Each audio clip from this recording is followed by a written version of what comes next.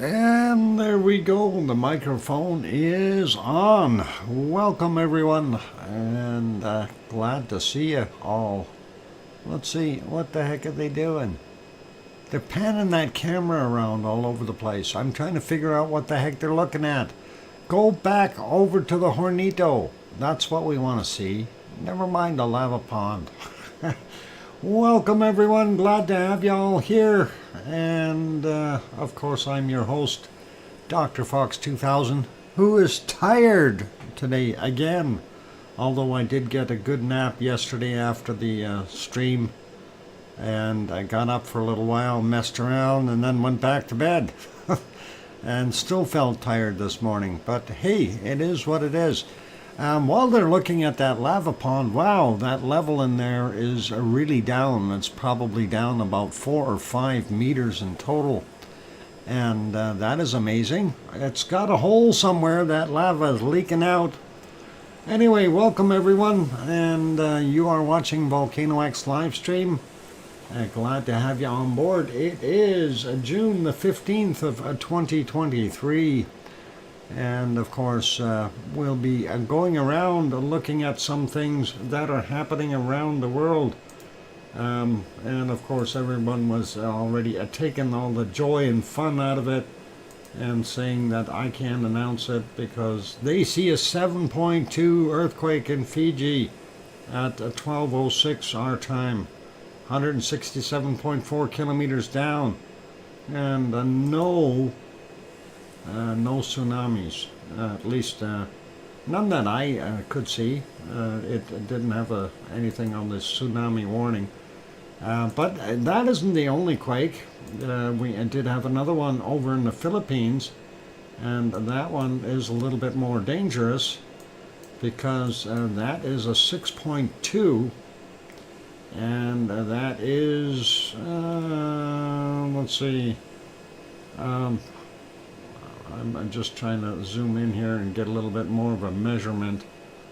Let's see, 10, 20, 30, 40 kilometers away, if that, from Taal volcano.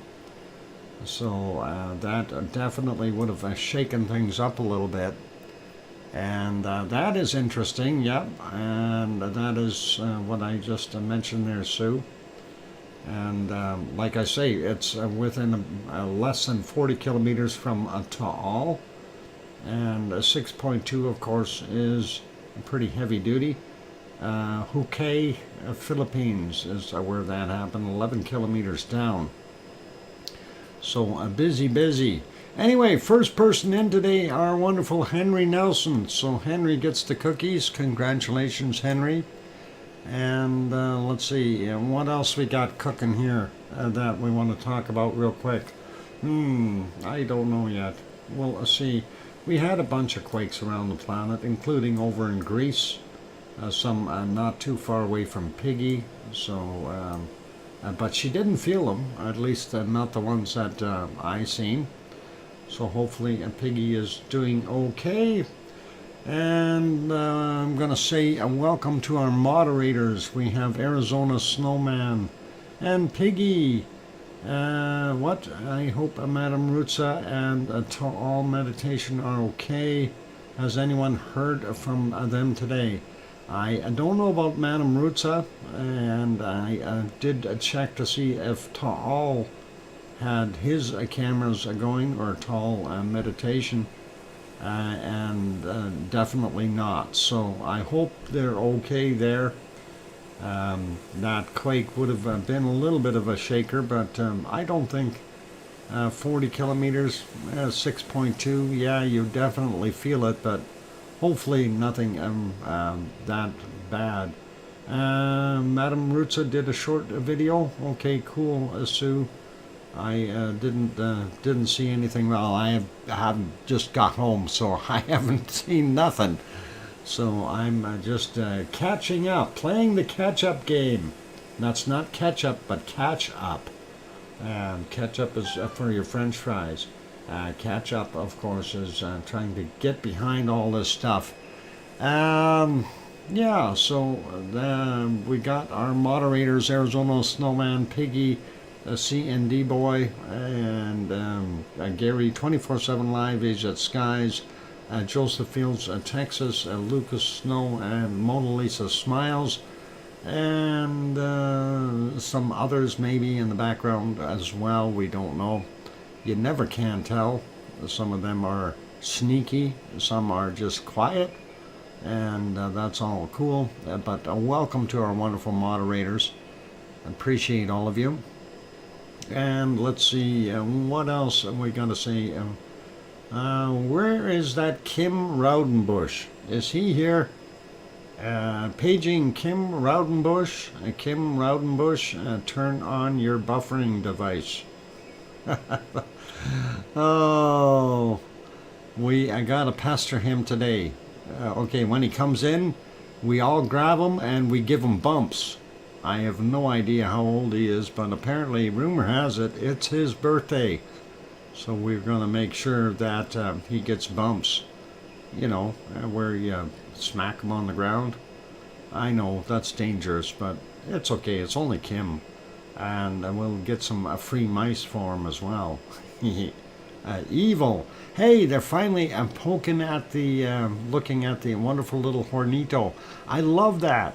That looks beautiful. I really think that is super awesome to see the lava gushing out over the top rather than inside some kind of little hornito or bad humor, Dr. Fox. Mars 2028, you gotta understand, I only have dad humor, okay? Dad humor is all bad humor, and nothing we can do about it. It's just the way it is. I mean, I could tell blonde jokes for a while, but it's all right. John saying, first day? First day for what? Oh, boy. Anyway, that is a nice view. I wish we could see that in the dark in color. I think that'd be really, really awesome. Love the way that is just bubbling out the top, and we call it a puka. Another stream called it a Darren. You know, Sue, I was looking at so many different streams there, and they were calling it all kinds of different names. There's Darren, there's some were calling him George. I know we said it's a puka on our stream here, but I have no idea what. I'm just going to stick to calling it the Southwest Hornito within Helima-Umaʻu crater. How about that? That is the most accurate description I can give. And right now it's doing a fine, fine job. Just smoking most of the day. Well, that don't look like it's smoking right now. It looks like it's doing exactly what we want to see it doing. And for a parasitic vent, it is doing very, very well. Lots of lava flow. I personally think it's not just coming out the top, it's also coming out from underneath. Let's get rid of that big banner, and we can probably see that a little bit better.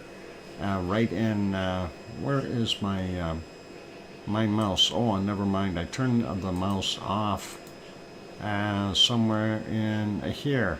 This area, if you're looking at that, we do see it flowing down over top, but that's way too much lava from just the top side here. So there is some decent flow, and you can see that kind of rushing down the little coulee here and continuing on to help fill areas, which are really, really cool.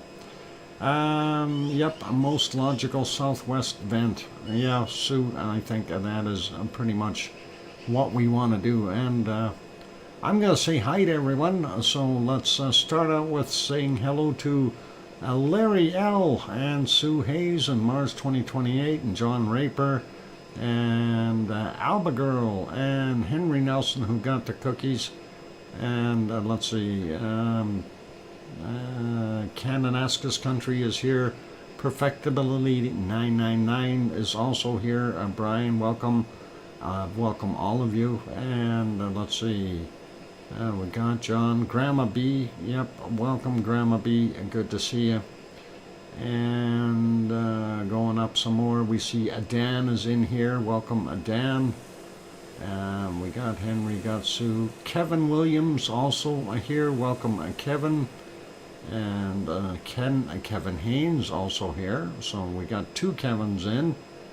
And let's not get the Kevins confused. If we get one more Kevin, we'll have a keg of Kevins. And let's see, who else we got? Scrolling upward, looking for more wonderful people, and I'm sure that there are more that I have not seen yet. John, yep, got John. Okay, and more John. Sharon Stewart is here. That's a big quake. Yep, that 4.7. Arliss Scott is also here. 4 more days of prawn season. I hope you don't get pinched in the process. Okay, bad humor again. Scrolling up looking for more names. That's what happens when you get tired, you know. You get really corny jokes. Let's see, what else we got? Who else have we got in here that I haven't mentioned yet? Alba Girl is here, welcome. And Hermione and Fluffy. Now, Hermione, of course, you'll see her putting up the pirate flag, and of course Hermione has a patch over her one eye. I do believe it's her left eye that has the patch over it. I'm not 100% sure, but she definitely got her operation done, so give it a few weeks and things will get really good for her. She'll be able to see everyone in a single bound, you know, like a super Hermione, and that'll be awesome. Haven't seen Oz in a while. Yeah, neither have I there, Mars. Hope Oz is doing all right. I know she was kind of busy with her job and stuff, so it may be certain shifts. I think she does shift work, so if she is on afternoons or something, she may not be in, or mornings. Well, hang on, I'm trying to translate the time over there, because right now it'd be very early in the morning. She might be sleeping. Judy L is also here. Welcome, Judy. Good to see you. And did I say hi to Kananaskis country? I think I did. Full Circle Florida also on board. Good to have you back there, Mr. Florida 360. And yeah, Hermione R.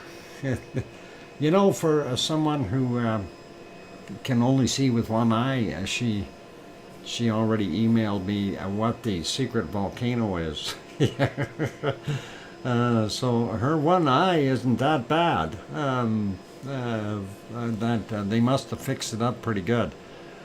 Anyway, all cool.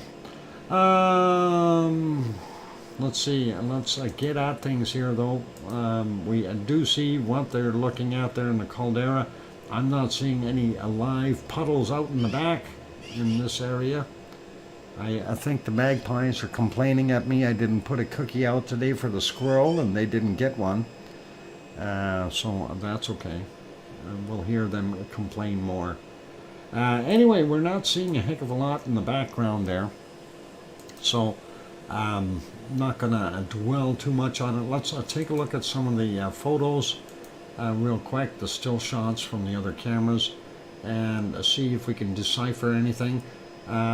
Looks like the southeast lava pond here is still holding its lava. It hasn't drained very far, just regular, what I would consider degassed material. So that is still up there. We do see a little smoker over on the eastern side, and that's pretty cool there. Not seeing anything out here in the northern portions. Our west lava pond definitely has decreased in the amount of lava that's in there. Huge, big time. Lots of drainage, as well as the old toe area. And then, of course, we see the old west vent there, and the smoker that was there, and then of course that other hornito that has built up there. I haven't seen them zoom in on it yet for today, so I don't know what it's actually doing, but that's kind of it for there. So interesting views, kind of things that make you go, what's going on? Next one, of course, is the long distance shot. Let's see what we got there. And yeah, it doesn't really show anything really strange or significant. They can fly that camera back down there anytime, and I don't think they need to worry about it getting sacrificed for now. So that is all cool. But you know, I look at that shot. That is one huge caldera. Okay, and honestly, the Hellema'uma'u crater is huge, but it's not. It's small compared to a lot of big old volcanoes. You know, you take a look at ASO as one of them. What? Crack? More cookies for us magpies. Sharon. You're lucky they don't infiltrate in here. That would be really bad. Anyway, that's kind of it's a large crater, but it's not the biggest around. That's what I'm getting at. You know, you look at ASO, that's a couple 20 kilometers wide kind of thing, so a little bit different. Anyway, let's carry on the thermal image, and I'm going to refresh that, and we see the lava up to there. Oh, it expanded. It did expand again, so that's nice. We see a little bit more lava. So how do you know it's not your feathered friends, our friend? Oh, who's? I don't got any friends. I'm kidding. How do you know it's not our feathered friends? Magpies are smart. Yeah, they are. They are. They know. And with age comes wisdom. They are very, very smart. That's the problem. And they will sit there and figure things out. If you give them long enough, they'll figure out the puzzle pieces. Anyway, looking at the central, or that western vent, sorry, a western lava pond, you can see that we don't see a lot of flow coming in off of the, well, everybody called this a bird, a hummingbird, the beak. We don't see much coming in from the beak. So it kind of makes a guy wonder what's happening. Things are changing, or possibly, we're going to see the lava coming from a different direction. Obviously, we did see that the Hornito was doing a lot better today as far as output. So maybe all the combined efforts there are just not allowing this to fill back up. And its primary area of fill was over here in that beak portion, but we're not seeing that anymore. So we know it's still got a lot of hot lava right in here, but looking at the depth, it's definitely dropped way down into, comparison to what it was originally. I mean, it was all overflowing. It was basically buried before, when during the initial eruption there on the 7th. So now what are we seeing? We're seeing about 5 meters of depth there, 15 feet down, if not further. I mean, I haven't been out there to be able to measure it, so I can't really truly say, but that's what it looks like to me, roughly about 5 meters. And there's the other Hornito right there, and it is still building as well. But I like this one the most because it's active right now. That's pretty cool. Make my keyboard keys shiny and they will infiltrate. Yeah, I've tried the shiny thing with them before, but like you put out, I had wanted to get rid of them, and I tried putting some CDs, hanging CDs in the tree out front here, and it didn't work. One of them would hold the CD still, and the other one would use it as a mirror to look at itself. So, good cooperation, but they weren't afraid of it. Put it that way. I just don't get it. But anyway. Anyhow, looking at what we got, we'll leave that be. So we're going to go to the next leg.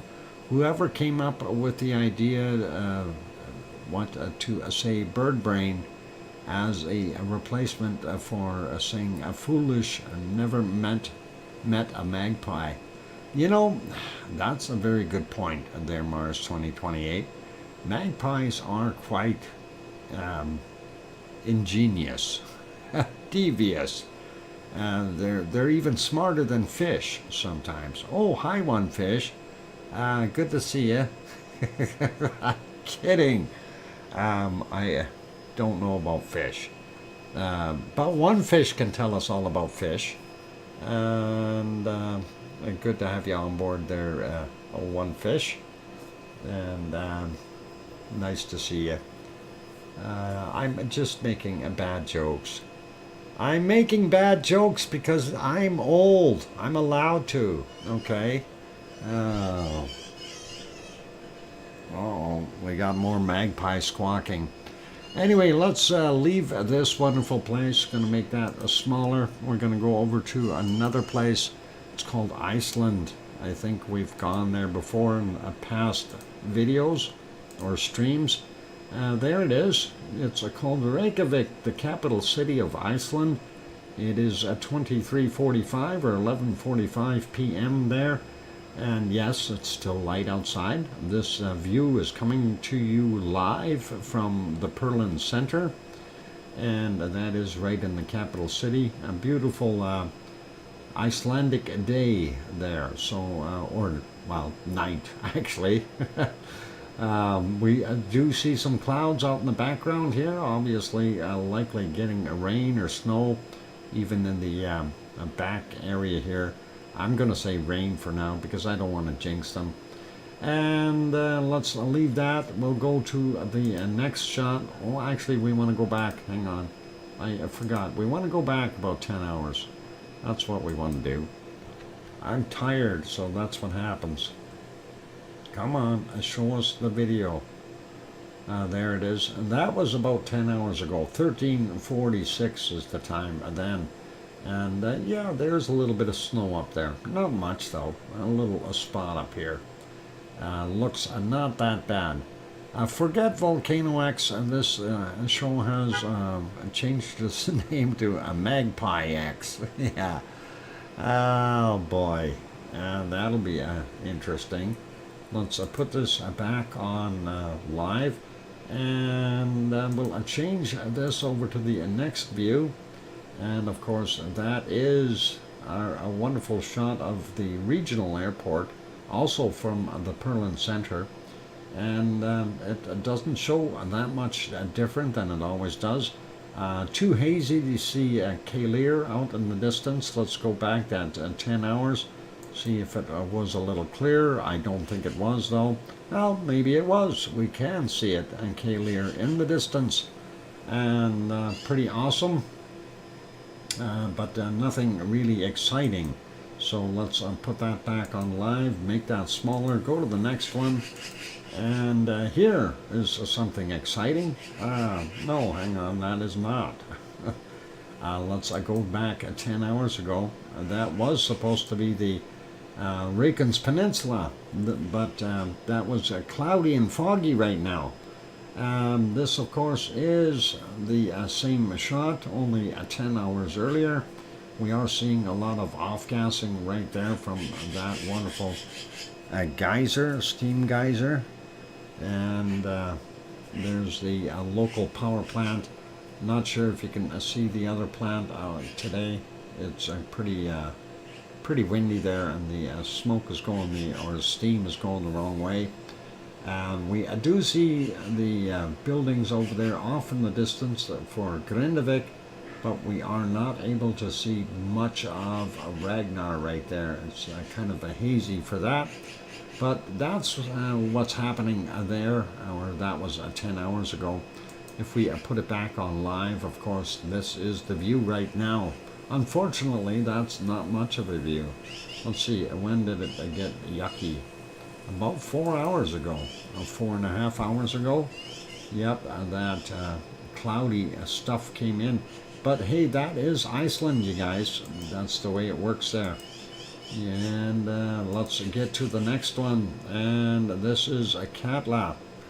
And Katla obviously has got the same problem. So let's try to go back a little bit. 6 hours and 40 minutes ago. And let's get there. Yeah, we can barely see the edges of Katla itself. And of course the viewing area up here. And not too many people up there right now, but hey, that's okay. I'm trying to go back and see if we had better visibility, and I don't believe so. That is about as good as it gets right there, and that is about 10 hours ago. So we'll leave that one there, but Katla is hiding underneath that cloud layer. You can see the edges of that snowpack, or ice pack if you want to call it that, and it is buried out there. Boy, what the heck are they doing out there? They're having a convention. They're chasing each other around in the tree. I'm sure you guys can hear that. They're chit-chatting. They're discussing things. Anyway, let's go there. No view from this camera today, so I guess that is out the window. Or not out the window. We can't see it. I'm gonna make sure I've got these closed down, and I'll go back there, and we'll go over to our harmonic tremor charts. I did refresh that one. I wanted to see what was up before I got there, but I'm gonna do another refresh on it, make sure we are up to date. And of course, this is for Philadelphia. A flea market? What flea market? They're a flea market? Those magpies are swearing in the background. You may want to tell them to be quiet. You're live streaming. I think that's the whole point. They know I'm live streaming, and they are trying to be part of the stream. I have no idea what the heck they're doing in that tree, though. They better not be trying to build a nest. That is going to be frowned upon. I hear you and the magpies too. Okay. Anyway, Philadelphia, we see our magmatic. Yesterday it did kind of peak up a little bit, but it dropped off again. Same with the seismicity here, the green one. Magmatic is the purple frequencies. And then, of course, the tectonic action. Looking at what we had, it kind of dipped a little bit, went up and dipped again. And we are seeing a bunch of little quakes that happen for the duration of the day. So something interesting going on, but we'll have to take a look. Anyway, I'm going to slide up a little bit. Next one we want to look at is Askia. And there is Askia, and it looks like there was more quake activity there, something a little bit larger as far as earthquakes. And here's a complete flip of our color scheme. Well, kind of weird. The blue is on top, so tectonic action first, and magmatic is actually in the middle, and seismicity down on the bottom. Seismicity and the tectonic are definitely about the same levels as far as being in sync here. So very interesting to see that. And Askia, of course, is very close to that pivot point that is kind of in the middle of Iceland. Let's go take a look at the next one, which will be the northernmost point, and that is Grimsey. Uh-oh, what happened? Somebody broke Grimsey. Refreshing. Okay, Grimsey is broken. We're not going to look at Grimsey. Why are we seeing broken charts? I'm not happy. Grimsey is gone. Grindavik, though, on the other hand, is still working. We do see the rise from yesterday, and then it dropped back off as far as magmatic activity, the purple color. And then same thing with our seismicity, the green one. And of course our lower area here is the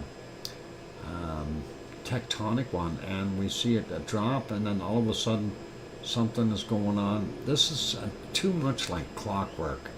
You know, you see it every day, same kind of thing.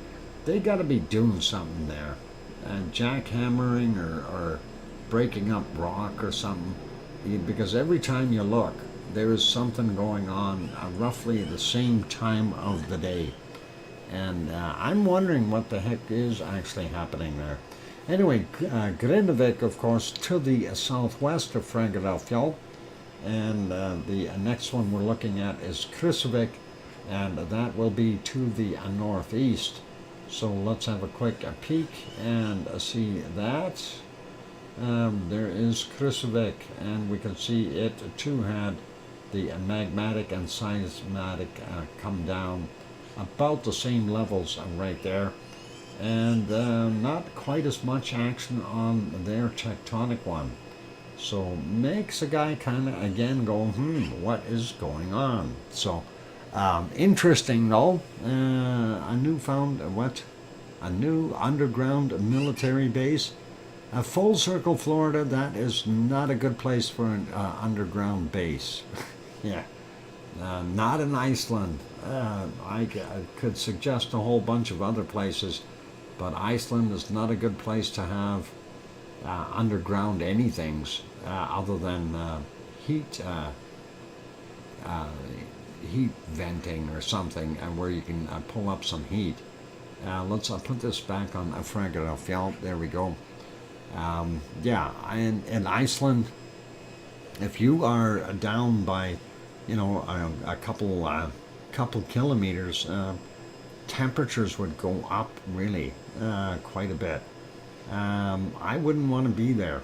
Seriously, that would be kind of a tomb, for lack of better words. I wouldn't want to do it. So I'm not in favor of anything deep down in Iceland. Not in the ground. Maybe up on the side of a higher mountain or something. That'd be all good. Thanks for the 4-minute warning there, Kevin. And let's go over to our next one. We're going to go take a look at some of the quakes. And I need to get over onto the quake map. Well, there it is. Let's see what we can get done before we go on the break. First off, we'll kind of give the overview. There's the Reykjanes Peninsula, Reykjavik up here, the capital city, of course, and that regional airport right there. And then, of course, the international airport is down here, called Keflavik Airport, and then there's Keflavik, Reykjanesbær, Jørgvik, and Grindavik right there. And of course the famous Blue Lagoon and the power plant, and they're all there, so that's all good. And out here is where the lighthouse is, so that is the lighthouse, and that's the location of that sensor for their area. And that camera is somewhere around here, that one that we were looking at. Anyway, let's see what we got. A 0.77, 4.5 kilometers down, 256 this morning for that guy. And of course our Fragadalfjall area, that is this outline. You can see that fairly clearly. We had a few quakes, and they're still all up in the north. 3:21 a.m. a 0.1, and 932 meters down, so a little shallower. This one is a 0.39, 3.9 clicks down, 7:23 this morning. And then we've got a 0.87, 4 kilometers down from 7:24. And from 6:53 we had a 0.39, 3.11 kilometers down. And let's continue on. We have this 0.37, 5.7, sorry, I said that backwards, 0.73, 5.7 kilometers down, 4:07 is the time on that one. 0.3, 4 kilometers down, 4:39 this morning. And then we've got a 0.2, 7.6 kilometers down, and that is from 1551, 0.4 there, 5.1 clicks down from 2222, 0.1, 12.8 kilometers down from 905, another 0.1 from 1744, 6.2 kilometers down, and then we've got a 1.19, 3.1 or 3.2 kilometers down, 1648 is the time on his. Eruption there, or quaking, shaking, whatever you want to call it. 0.4, 4.6 kilometers down from 1938, and a 0.77, 6.8 kilometers down from 1:20 a.m. And that kind of takes care of those guys. It is break time, so when we come back from the break, we will take off from this area. We'll have a look at what's shaking here at Hekla, as well as the other areas. And there's some more big stuff up there. Let's not forget that. But we got the stuff on the peninsula. Anyway, yeah, after the break, actually, we will have bacon seeds first, just so you guys know, and then we'll talk about the secret volcano, which Hermione figured out with only one eye. So we'll see what happens. Anyway, I'll put you back over onto the other stream here, and we'll see if we can make that bigger. And we'll let you watch that for right now. I know it's probably not the best view, but let's see if we can go back a little bit in time. Maybe somewhere around here. Let you look at some nighttime scenery. This is from 4:33 a.m.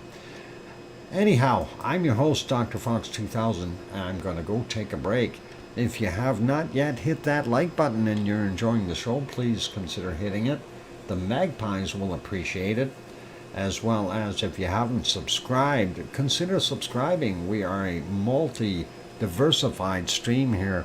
Not only do we do volcanoes, earthquakes, and we also have a magpie chatter. So that is pretty good. What? And a magical flag. Okay. Patch. Oh, that's supposed to be patch. Okay, got it. The magical patch. Anyway, hit the like button. I'm going to go take that break. Here comes some music. Keep smiling and play nice in the lava fields.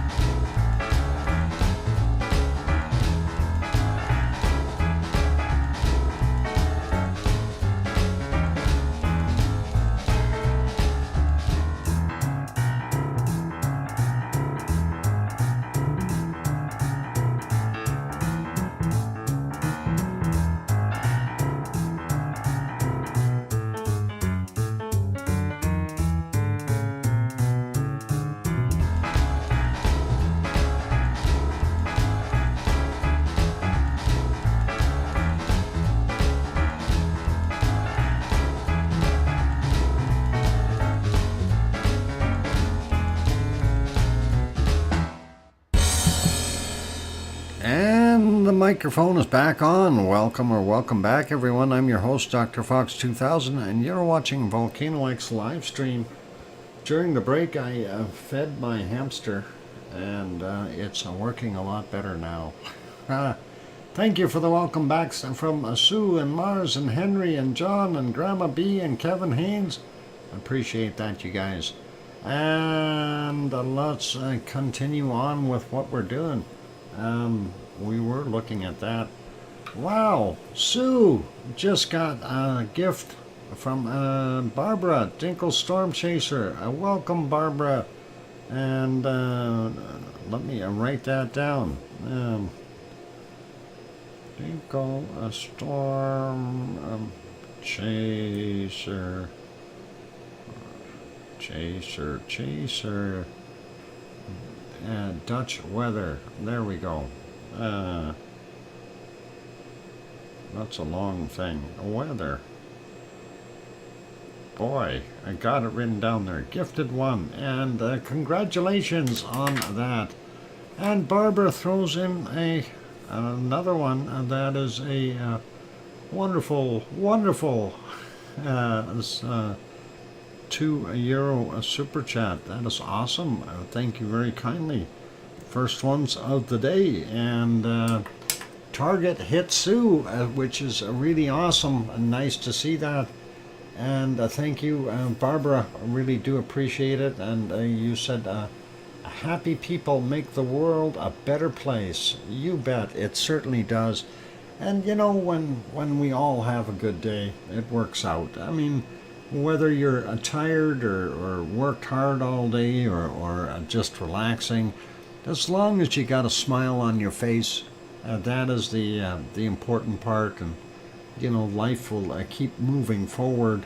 And sometimes there's a pain involved, but just consider, you know, there are people that are much worse off, and of course there are also people that you know, want to go the other path of going downhill rather than keeping things bright and forward and cheery and trying to make people smile and things like that. So let's see, how long has Kilauea been erupting? About 5,000-6,000 years.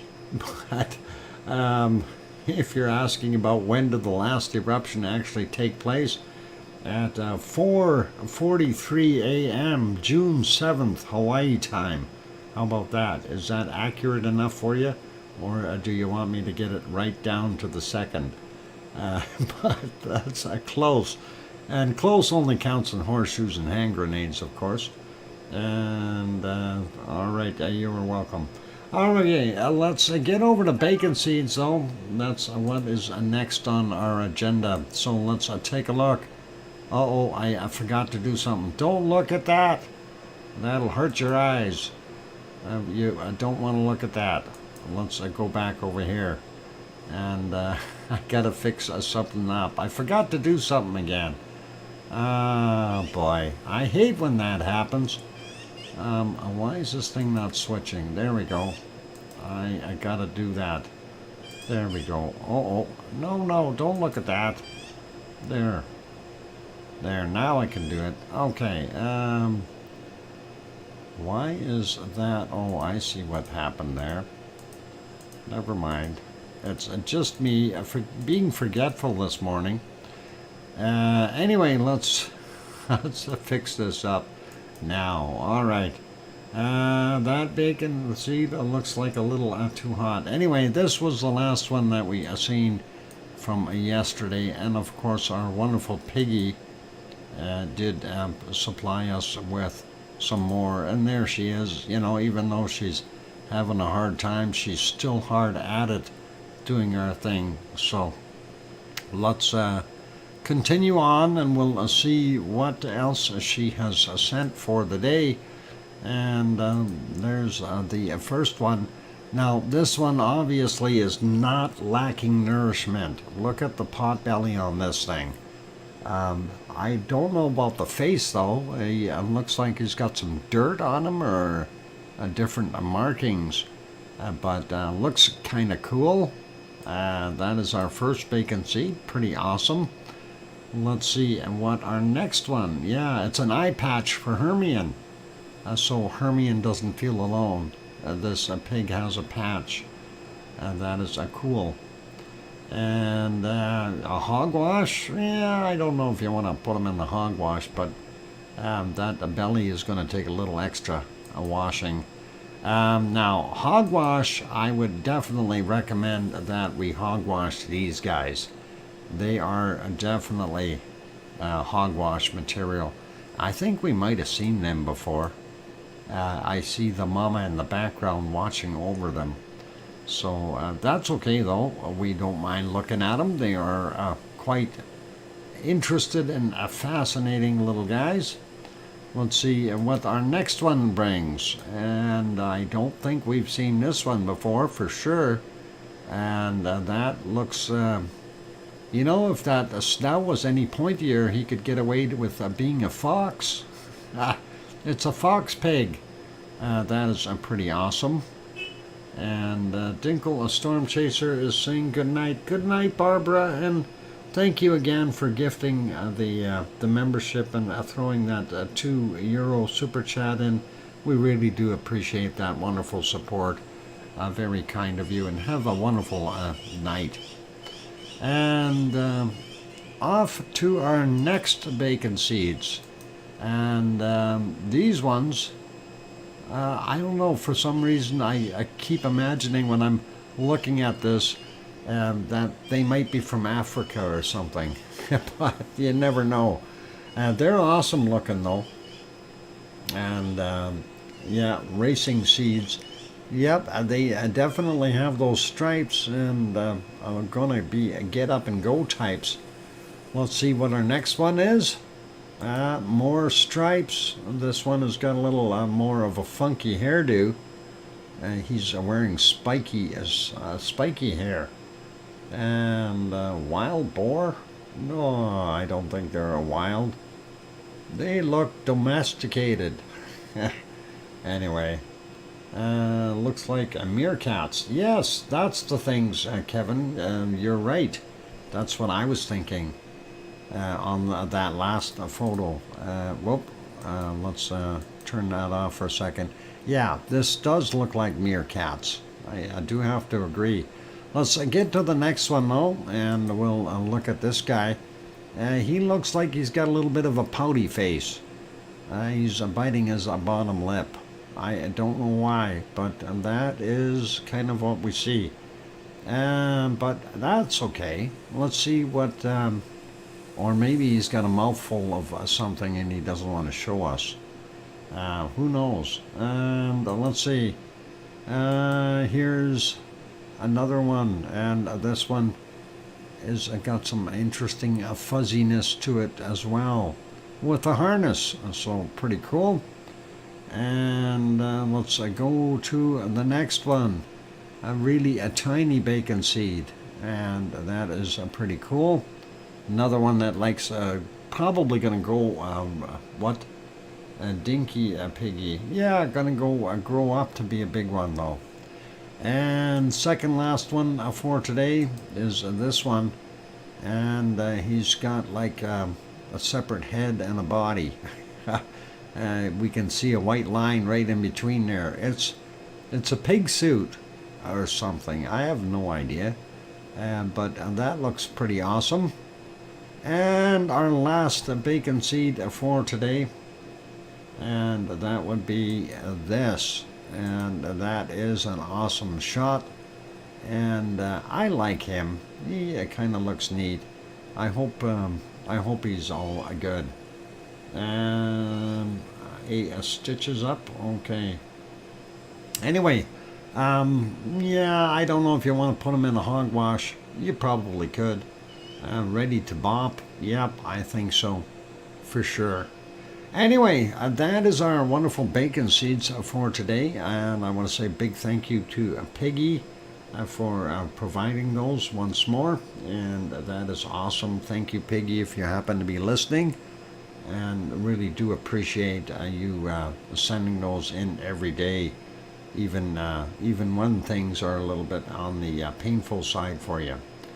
And let's get over to our next one, and we want to go take a look at our secret volcano. So Hermione already sent me the answer, so Hermione knows, but there's a secret volcano. You guys tell me. And that is pretty awesome. I thought it's just a nice picture, that's why I used it. So we'll see. Hermione, you go ahead and tell us which one it is. Henry said, oh, Henry did it. Henry got it, and it is a Popocatépetl. Way to go, Henry. And Mars, why'd you say Etna? That's not Mount Etna, that's Popocatépetl. That looks pretty nice. It does. And we will give Henry the cookies. Henry gets cookies, a stack of cookies for getting the volcano right. There you go. And Hermione was a little bit slow there, but Hermione, you know, since you emailed me and you did have it right, I'm going to give you a stack of cookies as well. There you go. And maybe, I don't know if Fluffy helped at all, but we'll give you a mouse as well. There you go. That'll keep you happy. And just Hermione, when you're looking at the mouse, make sure that you focus properly with a good working eye. It's not the mouse that you're going to eat. You're going to eat the cookies. Fluffy will get the mouse, okay? Just so we're clear on that. Anyway, awesome stuff. Let's carry on, though, with many more things that we want to look at. And I think right now we want to get rid of that wonderful shot. That is a nice shot of Popocatépetl, though. I love seeing the stars and the way the cloud is all lit up. It is a lenticular cloud wrapping around that column that's going upward. So really, really cool. And we'll keep going here. Back to... actually, has anyone seen Kim Raudenbush yet? Kim, where are you? Kim, I'm paging Kim Raudenbush. Anyway, we got him a cake, okay? I don't know where he is, but I did get him a cake, and we had that ready for him. So, is that another volcano in the background? No, it's not. It's UFOs. I know what you're thinking in there. And you were thinking about, let's see, we'll have to get the whiteboard working here to get that showing up. I'm going to clear the whiteboard, and you're thinking this stuff over here. And I wondered about that myself. And I thought it was just some UFOs flying around. But yeah, I don't know. I don't believe that's a volcano. That can't be a volcano, because what volcano is there in that vicinity? That has got to be just lights or towers or something over there. That's all I can see. So anyway, let's carry on. I'll let Fluffy go first, so I can not get the wrong thing. And there you go. All right, let's get back over to the earthquakes. Helicopters, perhaps, John, could be. Let me get on the right screen now. We're going to make that one smaller and go over and let's see, where are we? Earthquakes. There we go. Earthquake map. So yeah, we have finished everything on the Reykjanes Peninsula. Let's have a look at these three here, or four, I should say. 1.4, 1.1 kilometer down from 1158. And next one is a 2.88, and that is a 7 kilometers down from 1207. And then we had a 1 in there, a 3.8 kilometers down, 1208.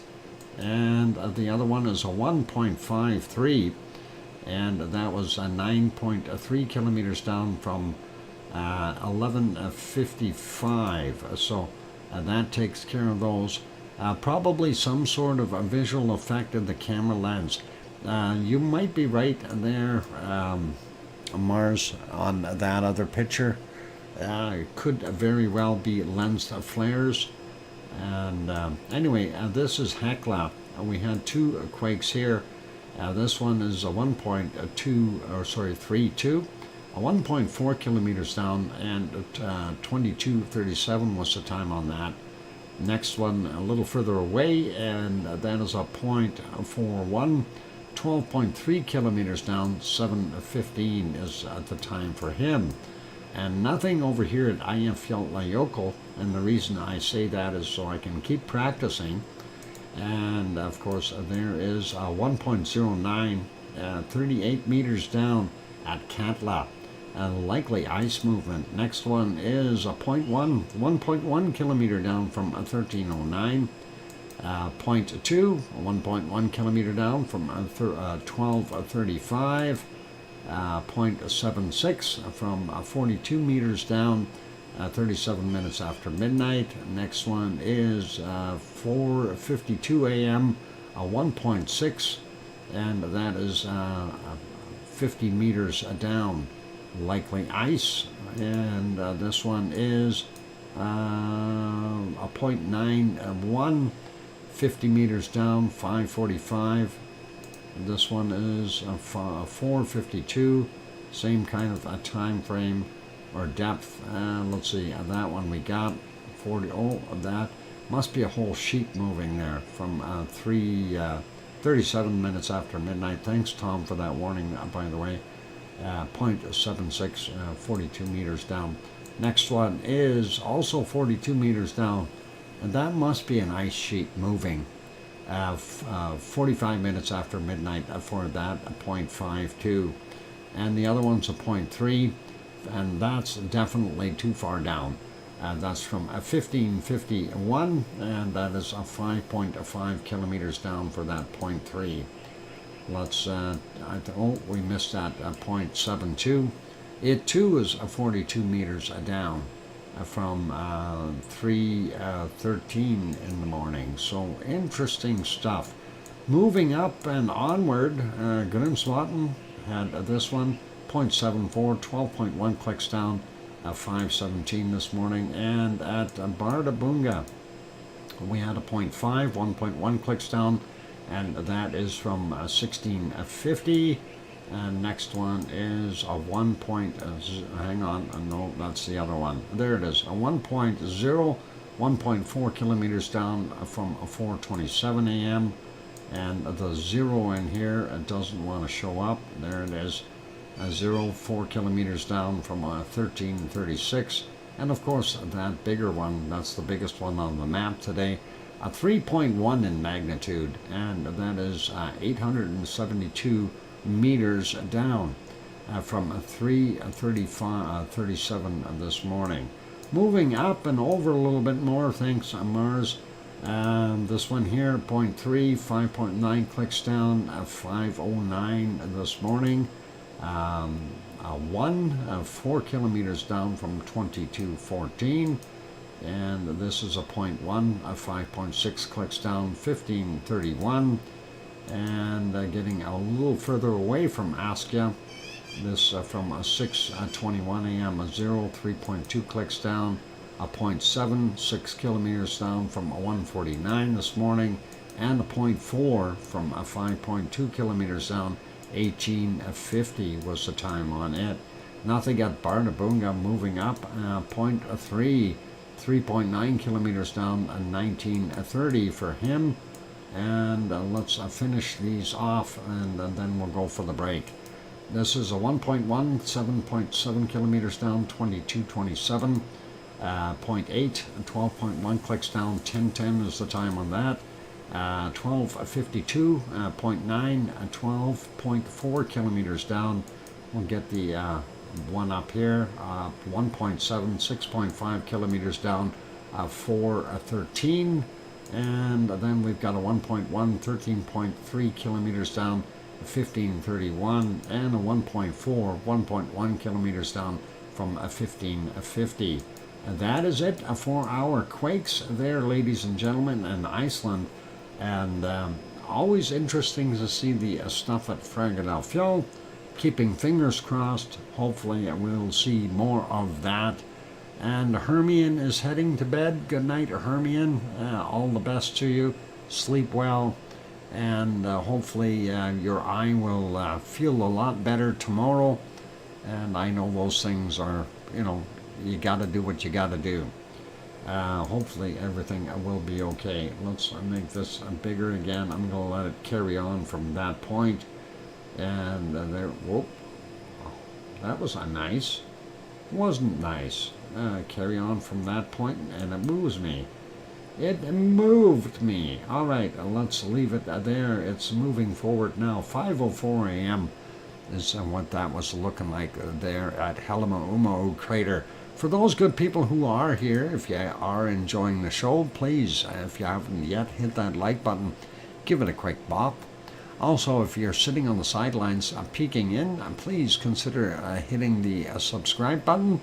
That certainly would help us out. On that friendly note, though, I'm your host, DrFox2000, here in Edmonton, Alberta, Canada, where it is not raining today. Well, now. By the way, I looked out in the back parking lot. I didn't realize, but it's our parking lot is slightly higher than the other ones around here. And the one directly to the north of us is nothing but a lake.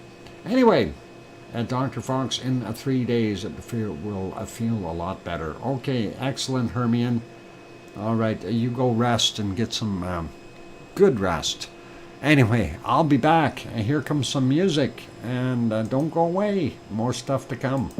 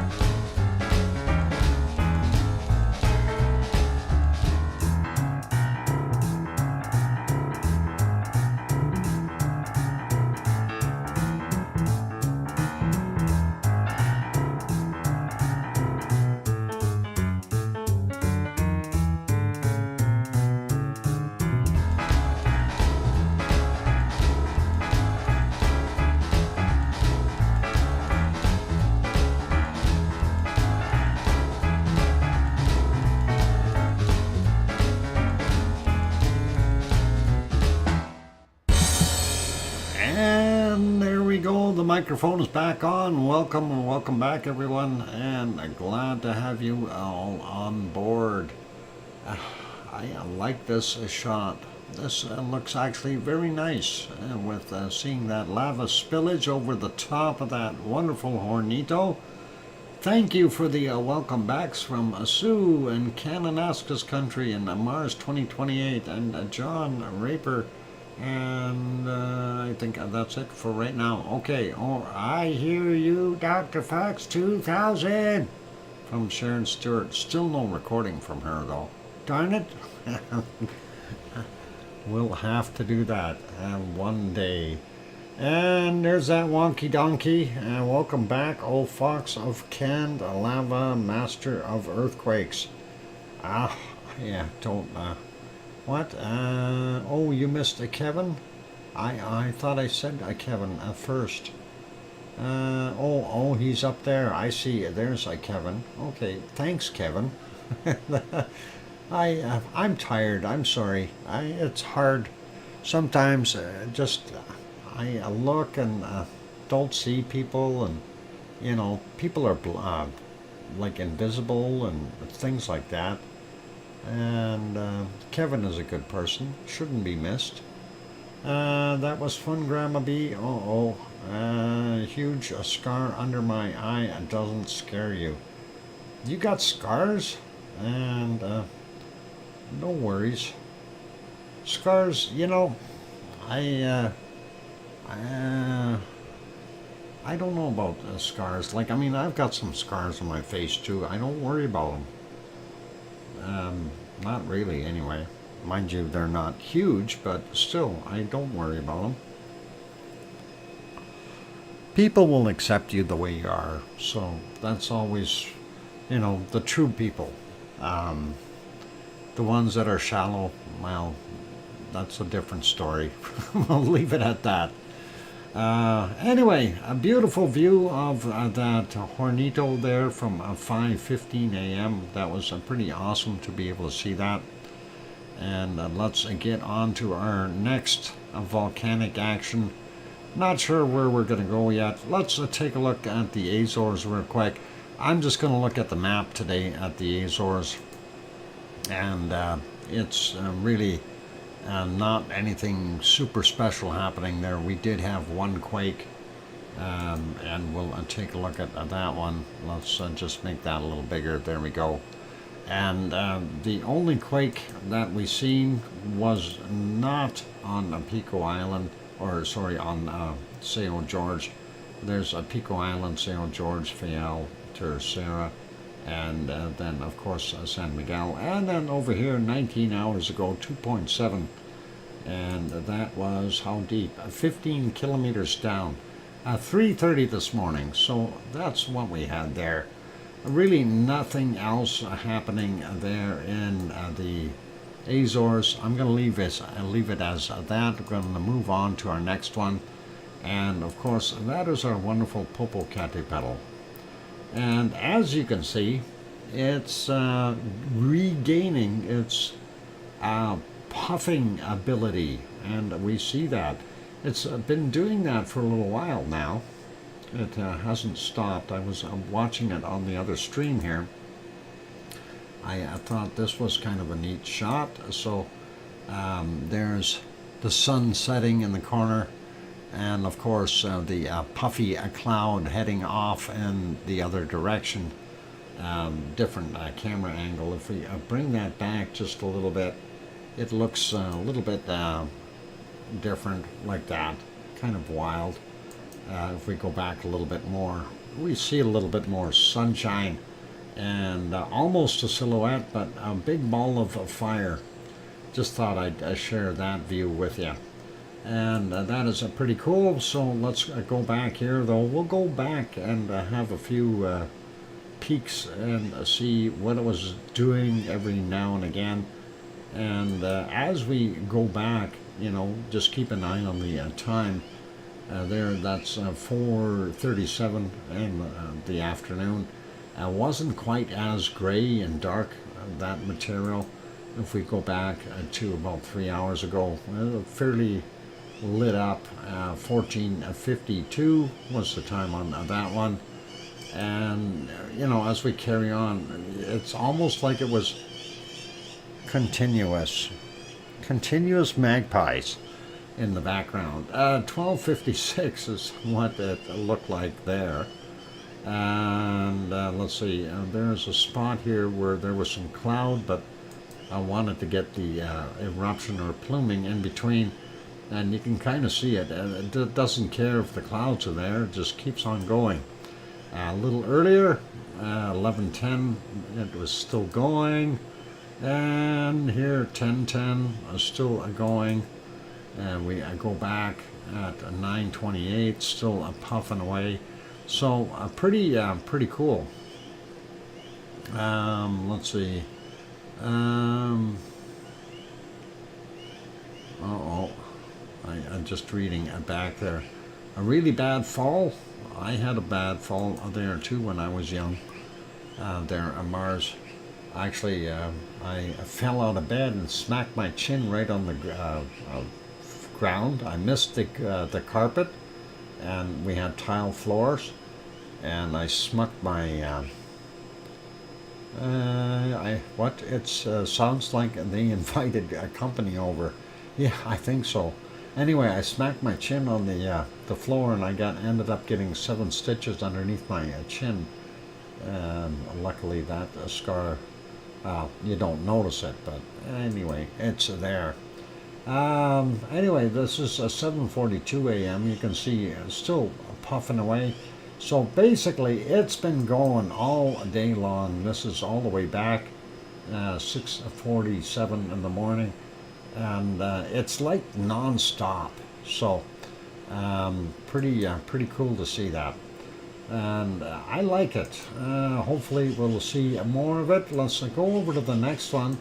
And yes, this may be a little bit of a deception. That is a Fuego, but a Fuego, well, when it's not in the clouds, and we have to go back quite a ways here to find that, about 10 hours ago, it was continuing to do its thing, and Fuego is back to normal, throwing out very, very dirty, ashy clouds.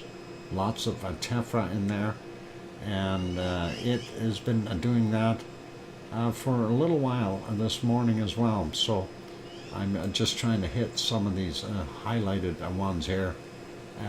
Again, you see most of it going off the other side of the mountain, so we're not seeing the true brunt of it, if you will. But some of the eruptions were pretty awesome, but they were all dark material, so it's bringing up a lot of lava, tephra, ash, and whatever else it can find there. And I thought that was pretty cool. Let's set that back on live. And unfortunately, the clouds did move in. We can't see it, so we'll leave that one there. We'll go a little further south. This, of course, is Messiah and Nicaragua. This was from just a little while ago here, 1750, when I got in the door. And that is the first thing I did, is start updating things. And of course, you can see the arc of lava there.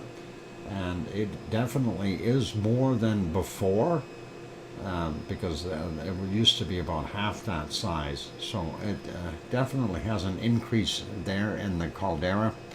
Let's make that one a little bit fresher. There's what it looks like right now. You can see the lava level, you know, even the glow at nighttime is a lot more than what we normally see. So pretty cool to see that.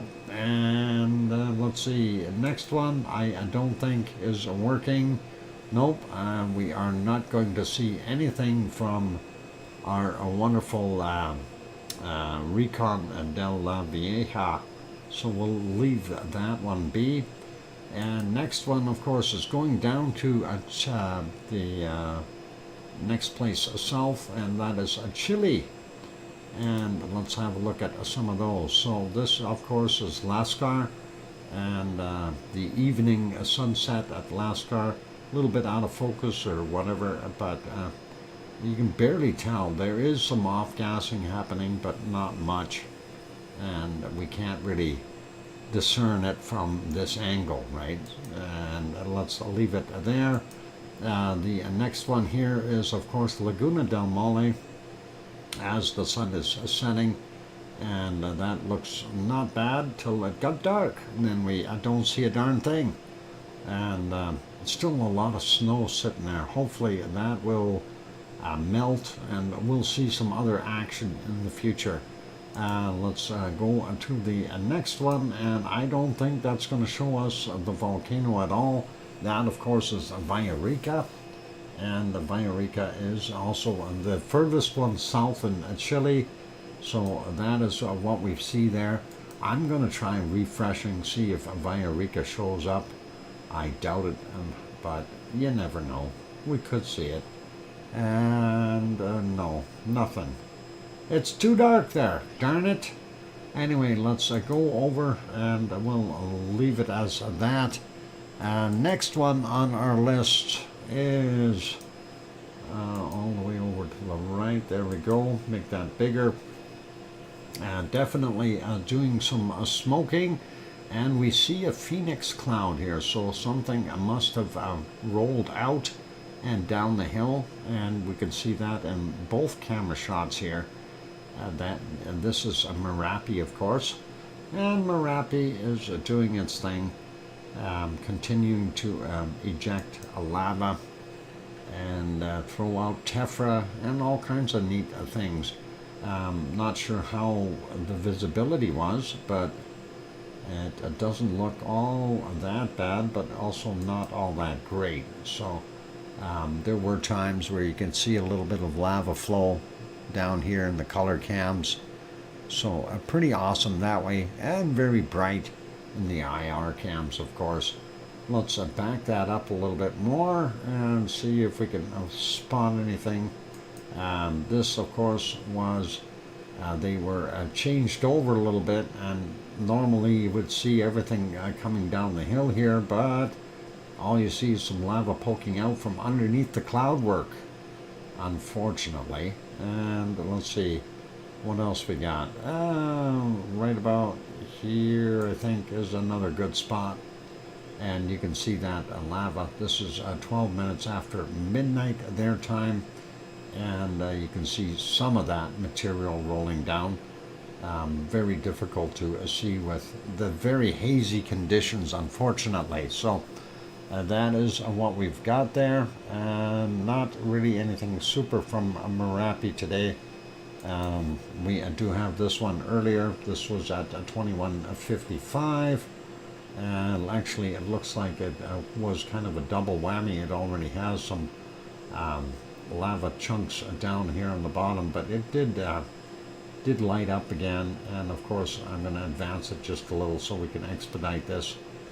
And you can see that flow coming down the hill. Looked pretty good. So a little bit more activity just yesterday, I guess, their time, 21:56, or just about, I guess that'd be at 10 o'clock in the evening, just before 10. So that was actually probably the biggest eruption that we've seen in the last 12 hours here. At least that was visible, right? Anyway, that is pretty cool. And let's see, we'll carry on here. I don't see, well, there was another one earlier. Let's take a look at that. That was this one from 2014, and that was not bad as well. Fair amount of lava coming out. Let's make that smaller though, and we're going to carry on to our next volcano. Actually, I'm going to put this one back on live and let that go. All right, there's the live view, and of course that is Merapi in central Java. Thank you, Tom, for that 5-minute warning. Next one here is another one that you're probably familiar with, and that is Mount Ruapehu. And yes, that is snow, not icing sugar, and it's all over the place. If we like that, that looks pretty awesome. And I see LOL Gemma Super Kitty, welcome. Yeah, there's multiple magpies. They're having a magpie convention out back or somewhere close by. Sunrise at Mount Ruapehu looks something like this, and it was kind of a neat shot, like the silhouetting, and pretty cool. Anyway, let's put that one back on live, and we'll get over to our next chart. Going to refresh this so we get up-to-date information, and there we go. This, of course, for Taupo.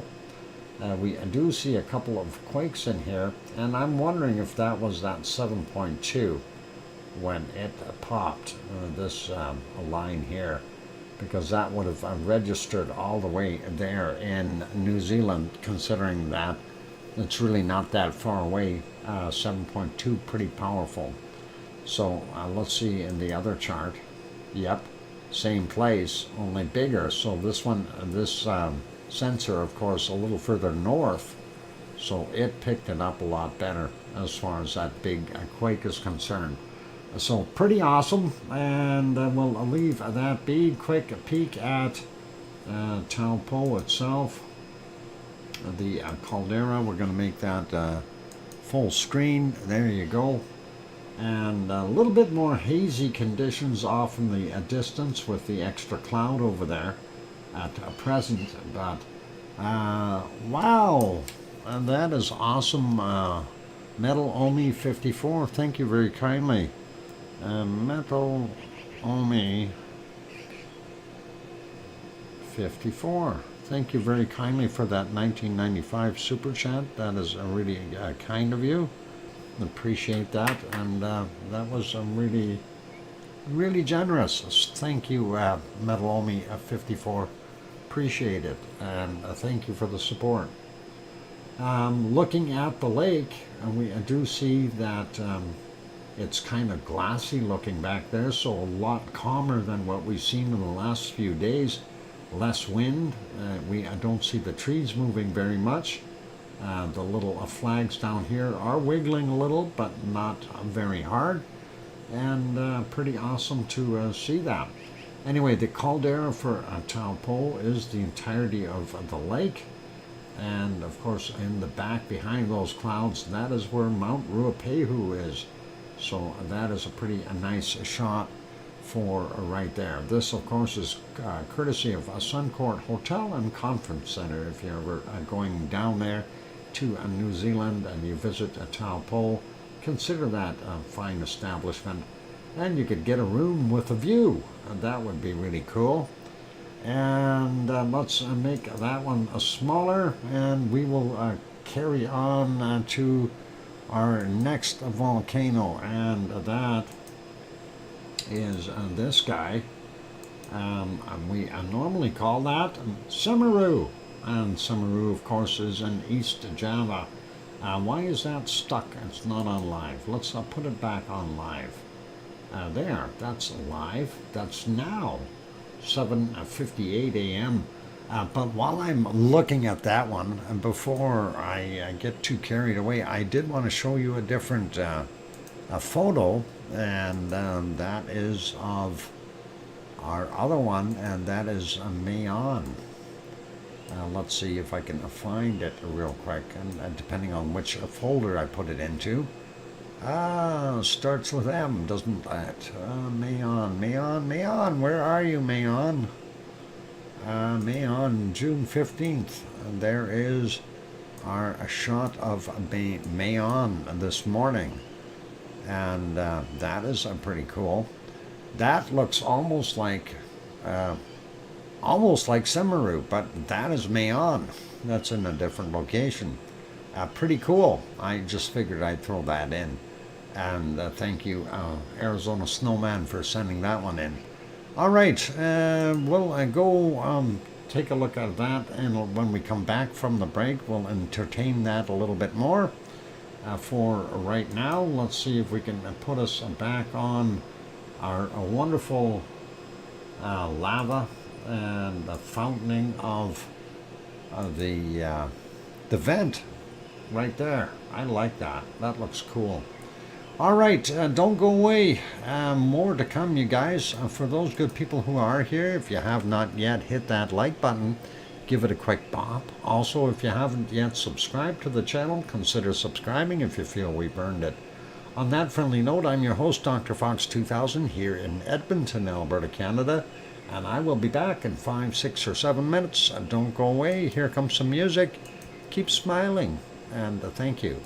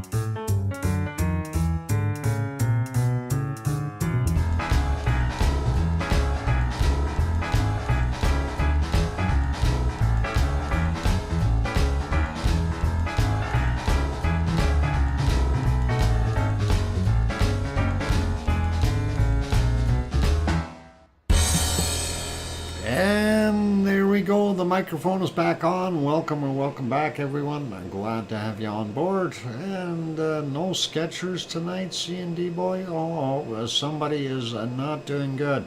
The voice of CO2 has across the globe. What globe is back? CO2. CO2. Oh my God, wonky donkey. And what have you been smoking? Thank you for the welcome backs there, Wonky Donkey, I think, and Sue. And thank you, Ken and Aska's Country, and Mars 2028, and John. And I hear you, DrFox2000, from Sharon Stewart. And I did peek out the back kitchen window there, and apparently they got a crew of guys in there. They're gonna it looks like they're gonna drain the water in the back there. I guess people can't get into their cars. They're flooded. That is pretty wild. But that's not what this show is about, so let's get back to where we were supposed to be. And that is looking at that wonderful Semeru. And I wanted to go back a bit and see what we had for puffy action here. And that was somewhere right around here where we've seen a little bit of puffiness coming out. And that is kind of interesting, just a little bit though. They still have the saturation turned on too high on the camera, but that's okay. I'm not going to hold it against them. And we did see some lava a little earlier, and I thought that was kind of nice. And let's see if that works out. Yeah, sort of. That makes it big enough anyway. And we do see that little spot down here, as well as the rest of it coming down the hill. So nice to see that. And there were a few times there just before it got into the cloud work, where it actually did show very, very well. And that wasn't the spot. There was a spot where it kind of maintained its output for a little while. And I'm just trying to find that. I thought this was kind of a neat shot. You see the stars all lined up, and pretty cool with looking at that. Nice view of what's going on there, so pretty cool. And off-gassing, yep, it is. And of course, prior to that, you know, we ended up with that cloud buildup somewhere right around here, and that is at 3:58 or just about 4 a.m. You seen that? That's when it started to dissipate, really. And you can still see the caldera very clearly up top, though. So pretty good that way. And then at 4 hours ago, or 3:05 a.m., that's the view. So that's what it was like prior to that, up to about 9 hours ago. And there you see a little bit more of the top of that cone with a little extra get up and go in there. Or at least that's what it looks like. So pretty cool. And that, of course, is our wonderful Semeru, East Java, Indonesia. And we always like having a look at that one. And hopefully it will erupt a little bit more. You can see that plume growing up there. That is pretty cool. Anyway, let's, I'm just kind of hesitating here. I wanted to leave it. Looks like a candle. It really does. The way it's lit up there. Kind of neat. And prior to that, it was in the cloud work again. So very hard to see what it was doing. If we go back, there you go. Not so good looking that way. Let's lead that back onto live. There we go. And we do see a little wisp of gases up top there, so pretty cool. That is live. That's from 8:13 a.m. their time, and it is the 16th there, of course. They are in the future, We are still in the past. Well, some of you might be in the future already. I know I'm still in the past. Let's make that smaller. We did have, I wanted to just double check and see if there was anything else happening from there. Okay, they are live. So, with commercials, a lawnmower that doesn't want to start. All right, let's change that. There is Mayon. That is our wonderful Mount Mayon. And let's get that bigger. There we go. That's a better picture. You can see that beautiful lenticular cloud that's multi-layered there. And looks like the top of the caldera or vent up top there is off-gassing, but hard to see what it was doing. Now, when we showed that picture from earlier, that was this one, it too had a lenticular cloud, but this is the present condition. So pretty cool and nice to see Mayon alive. And that is what we are looking at, and that is compliments of Lava TV cams. I'm going to give you guys this feed, and if you haven't gone over there yet, you can certainly go over there. Lava TV cabs, and here is the feed for it. Give it a quick shot and go subscribe if you haven't done that yet. And he is actually doing very well with showing the volcano. I'm hoping that in the future, though, that he will be able to get us some HD images, and we'll definitely work on getting some support for him and make things a little bit better for hopefully getting him a new camera, since he's only using the cell phone, right? So at least get him some cash. Hopefully he'll be able to do things. Anyway, awesome there, and let's make that one smaller. I'm going to go check Taal and see if they have turned on anything. And no, Taal has not. Taal is still stuck on yesterday's stuff, or 2 days ago. So hopefully Taal will come back and show us more of our wonderful volcano there. And let's get on to our next scene. And I wanted to check this one. Oh boy, yep, that is no good. That's no good at all. We did have a picture earlier that obviously is so much cloud in there that you're unable to see, even on the thermal cam. You barely see the edges here. So there's a whole bunch of a cloud that moved in there, and I'm not sure what to do with that. Let's go over to Italy for a minute, and we'll take a look at Sicily, and let's see, going back about 12 hours. And we see, what do we see? Well, clouds. Nice clouds. We gotta love clouds. Everybody always likes clouds, especially when you're looking for a volcano. Wow, fantastic clouds. And there. We see the base of the volcano. That is pretty good. That is, of course, Mount Etna, for those who didn't get my bad humor. That is not that bad looking, though. Let's see if we can crank that quality up just a little. There we go. And yeah, lots of cloudy activity there. I was hoping it would clear just right at sunset, but I don't think it's going to happen tonight. So, or their evening. Anyway, let's leave that one alone as well. Let's pop over to, where do we want to go? We wanted to look at the Yellowstone and their new heavy-duty HD image. And it is definitely HD. And there you can see that is no more a 720. They are now running a 1080p.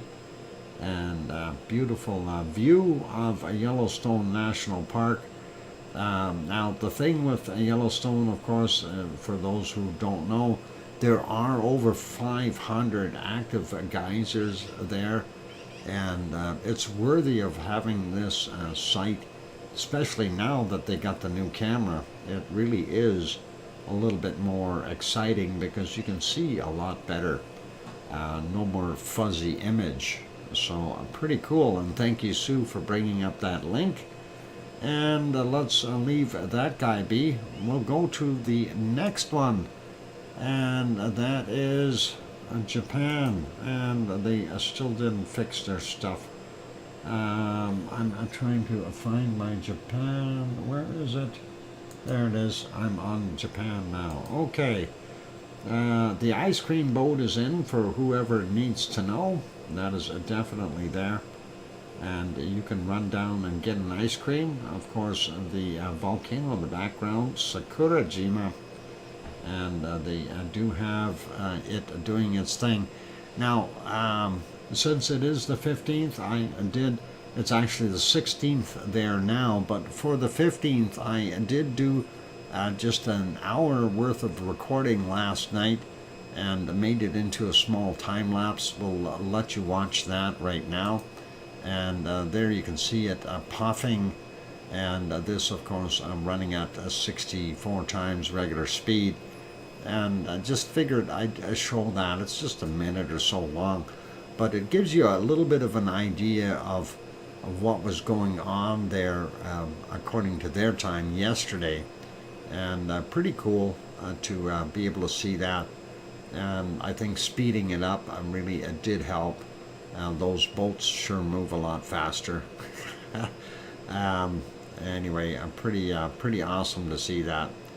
The 16th for me now. There you go, John. That is all awesome. And yep, I think that was kind of neat. It wasn't really anything major going on, but you know, I thought I'd just throw it into a time lapse and see how it looked. But you can get a little bit more information in a shorter or smaller time frame. So pretty awesome to see what was going on there. Since we can't go back, I figured, well, it might be worthwhile doing this. So it helps out a little bit. And I think that was a nice little video. I should have started just a tad bit earlier to see a little bit more of that. But hey, you can't have everything. All right, let's leave that one be. Ice cream boat's still there. So remember, guys, you get down that road here at the lights and make a left and go down to the dock, and you can get your ice cream there. This, of course, is the present condition of what we're seeing right now. It is still erupting a little bit from that small vent on the side, and then, of course, both larger vents up top are throwing out a bunch of gas as well. So, and by the looks of it, it's likely throwing out some tephra and ash material as well. Let's leave that be. I'm going to make that one smaller. Go to the close-up cam. Close-up cam, unfortunately, with the way the stuff is pluming out of there, we are not able to see that, and that is kind of a drag, but hey, not much you can do when it looks like that. Okay, half 2 a.m. isn't time for ice cream. What? Sure it is. It's always time for ice cream, John.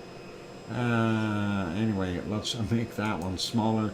We're going to carry on to our next one, and yeah, they're still showing that same thing. They didn't switch it. I thought they would have switched it by now, and I was hoping that Suwanoshijima was going to be back on here, but they apparently are showing Sakurajima instead. Actually, let's just take a look here. Oh, they do have a Suwanoshijima on. And that is right there. And they've got Harveys. I haven't seen Harveys for a while. I think they've packed up. No, that, well, if that is Suanosi Jima, it's not doing its job. Let's leave that be. Let's go to the next one. And this one is, of course, ASO. And you can see ASO is continuing to off-gas fairly heavily, as we see in that shot. Making sure that, yeah, we are at 720, as good as it gets. And if we go back, and this is about an hour and 20 minutes, or an hour and 40 minutes ago, you can see it was a little bit more active then. And prior to that, it looked like we had some rain showers coming through. So we see some of that extra stuff falling in there, and fogginess. Yeah, this is what it looked like. Kind of weird, eh? And let's see, what else did we have? Nope, that's it. Right there we had a view, but not of much. Really eerie looking when you see those clouds sitting down so low. Anyway, that is our ASO, and ASO is doing its thing, so we'll put him back on live and make that a smaller. Next one, we'll go over to Asama. And Asama, of course, hiding its top in the clouds. And we try to find anything that's coming out of there, and it's so hard to see. But we go back about 3 hours and 20 minutes. There's Asama. And that is actually quite a bit of pluming coming out of there. And I'm surprised at that. And 4 hours and 20 minutes ago, we see about the same, a fair amount of SO2 and other gases coming out.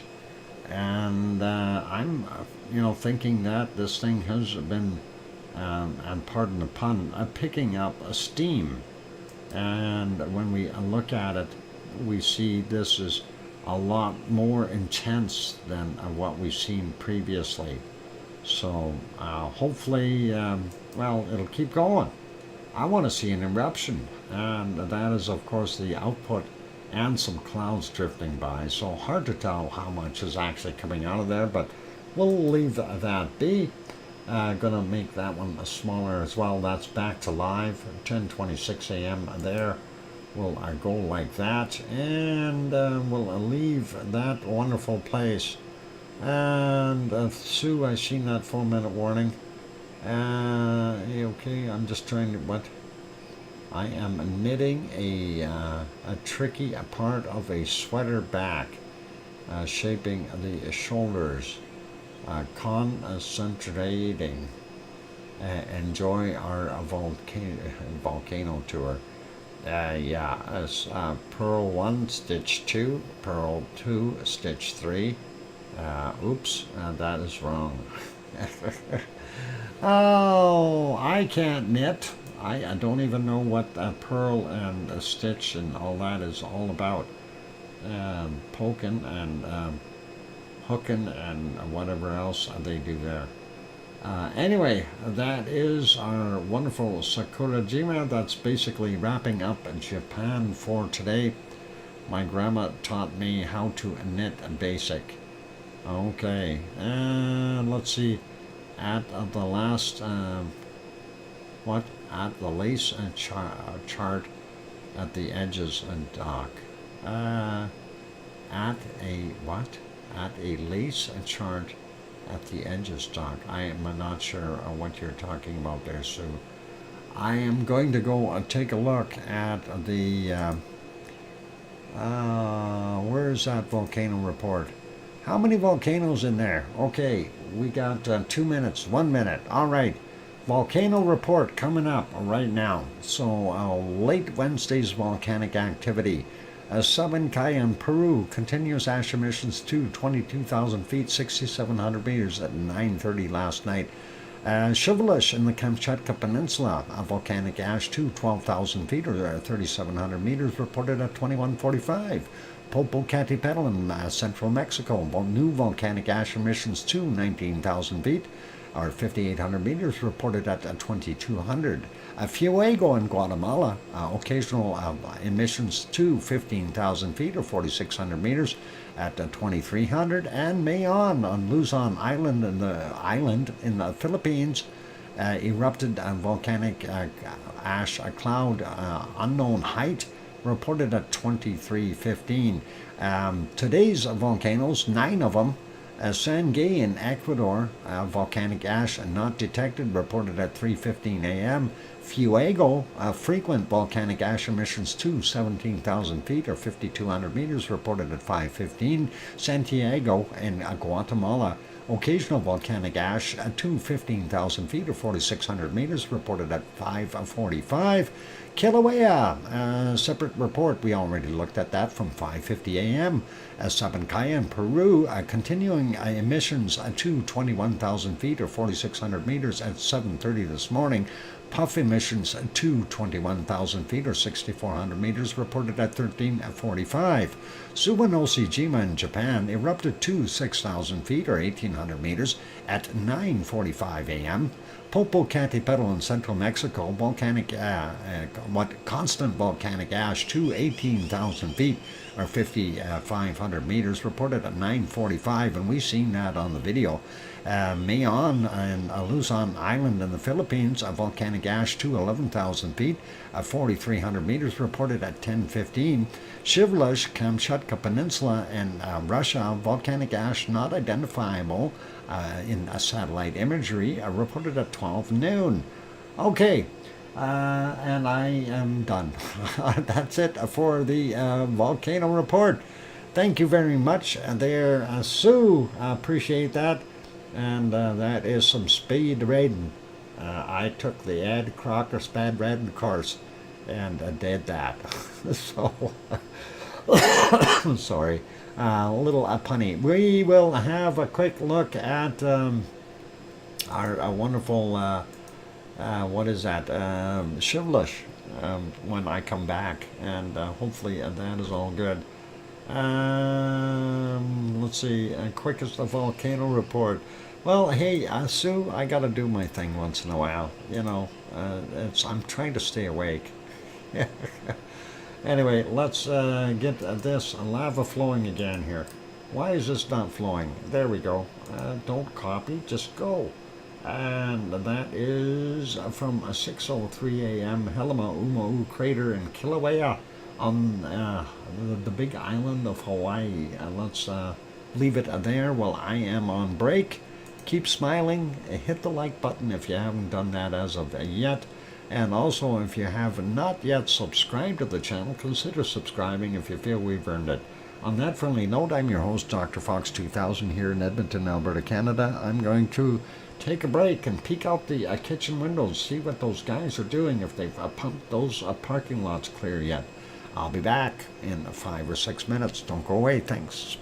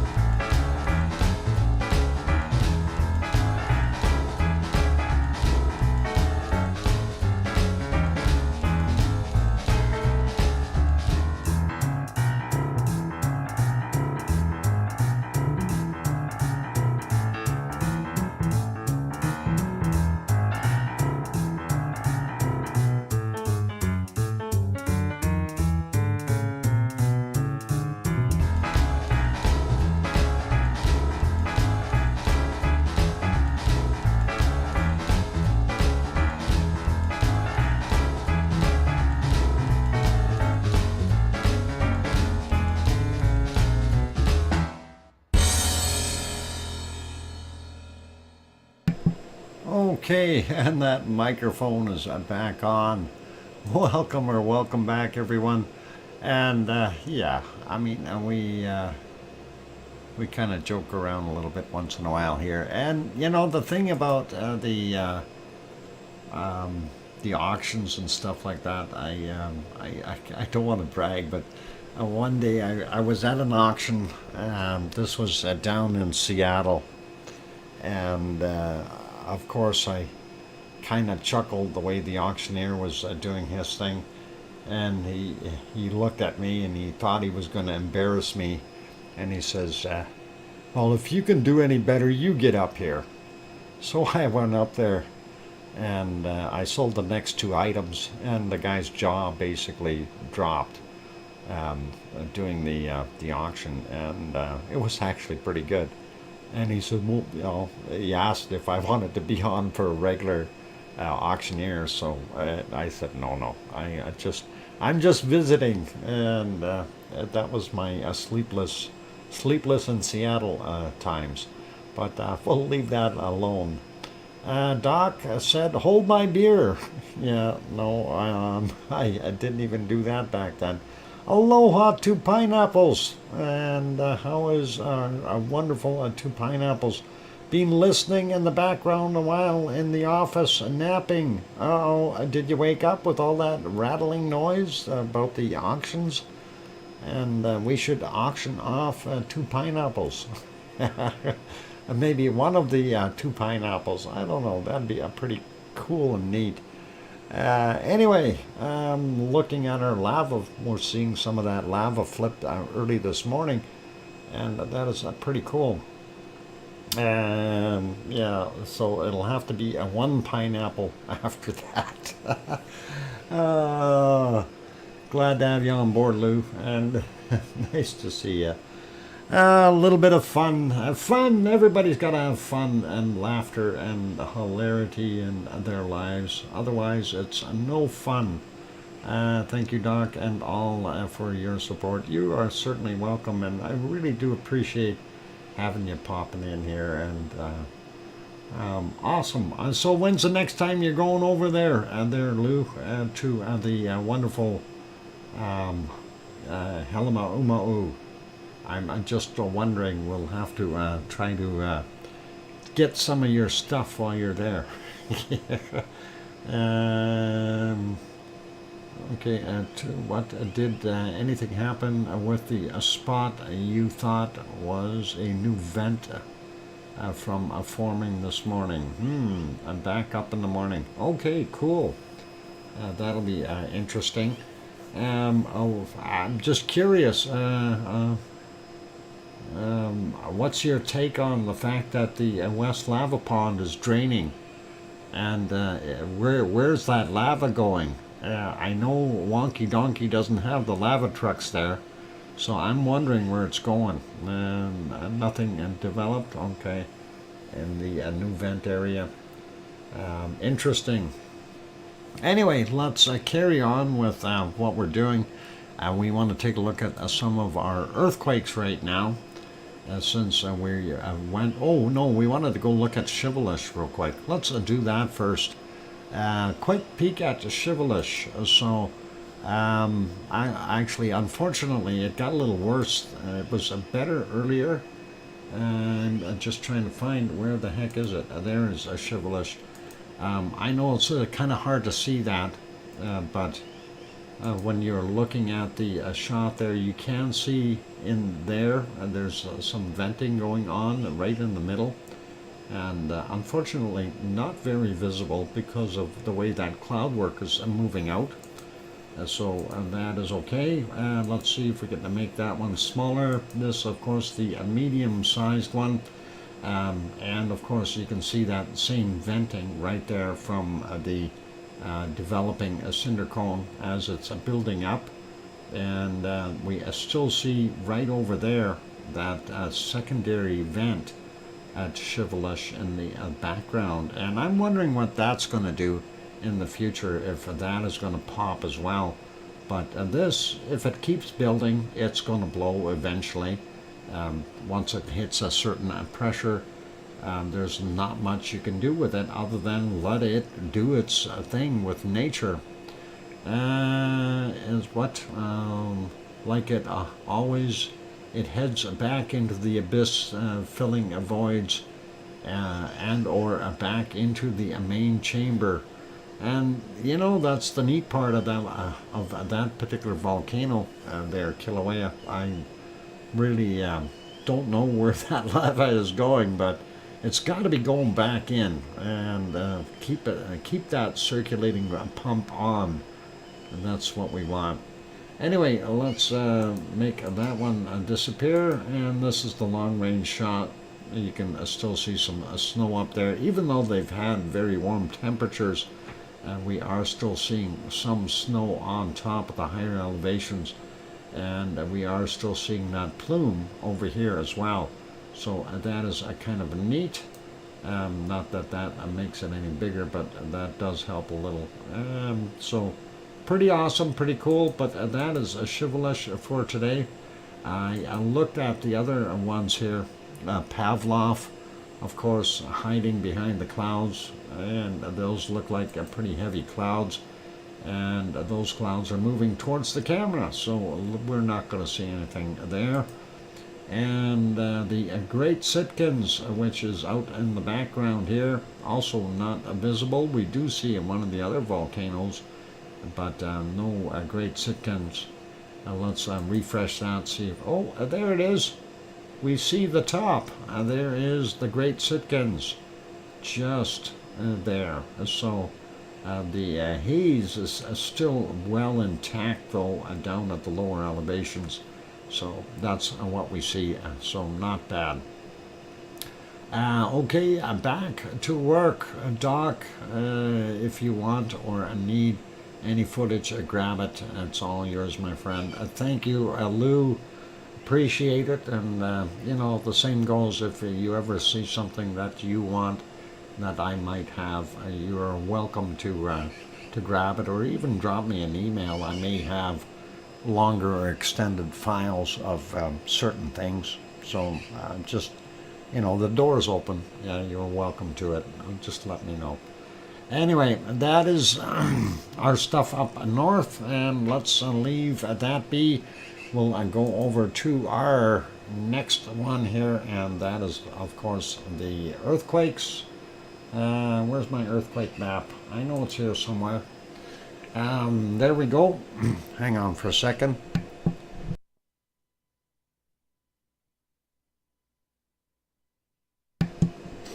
All right, there we go. So, quick peek at the earthquakes. Of course, Kamchatka Peninsula being very quiet right now, and most of the Aleutian Islands as well. Nothing major going on there. Sliding down the North American coast. We don't see anything really major until we get down to Ferndale area, down here 2.6. They had from 1135 they had a 2.6. It's not that big, but hey, 17 kilometers down. They may have felt that one.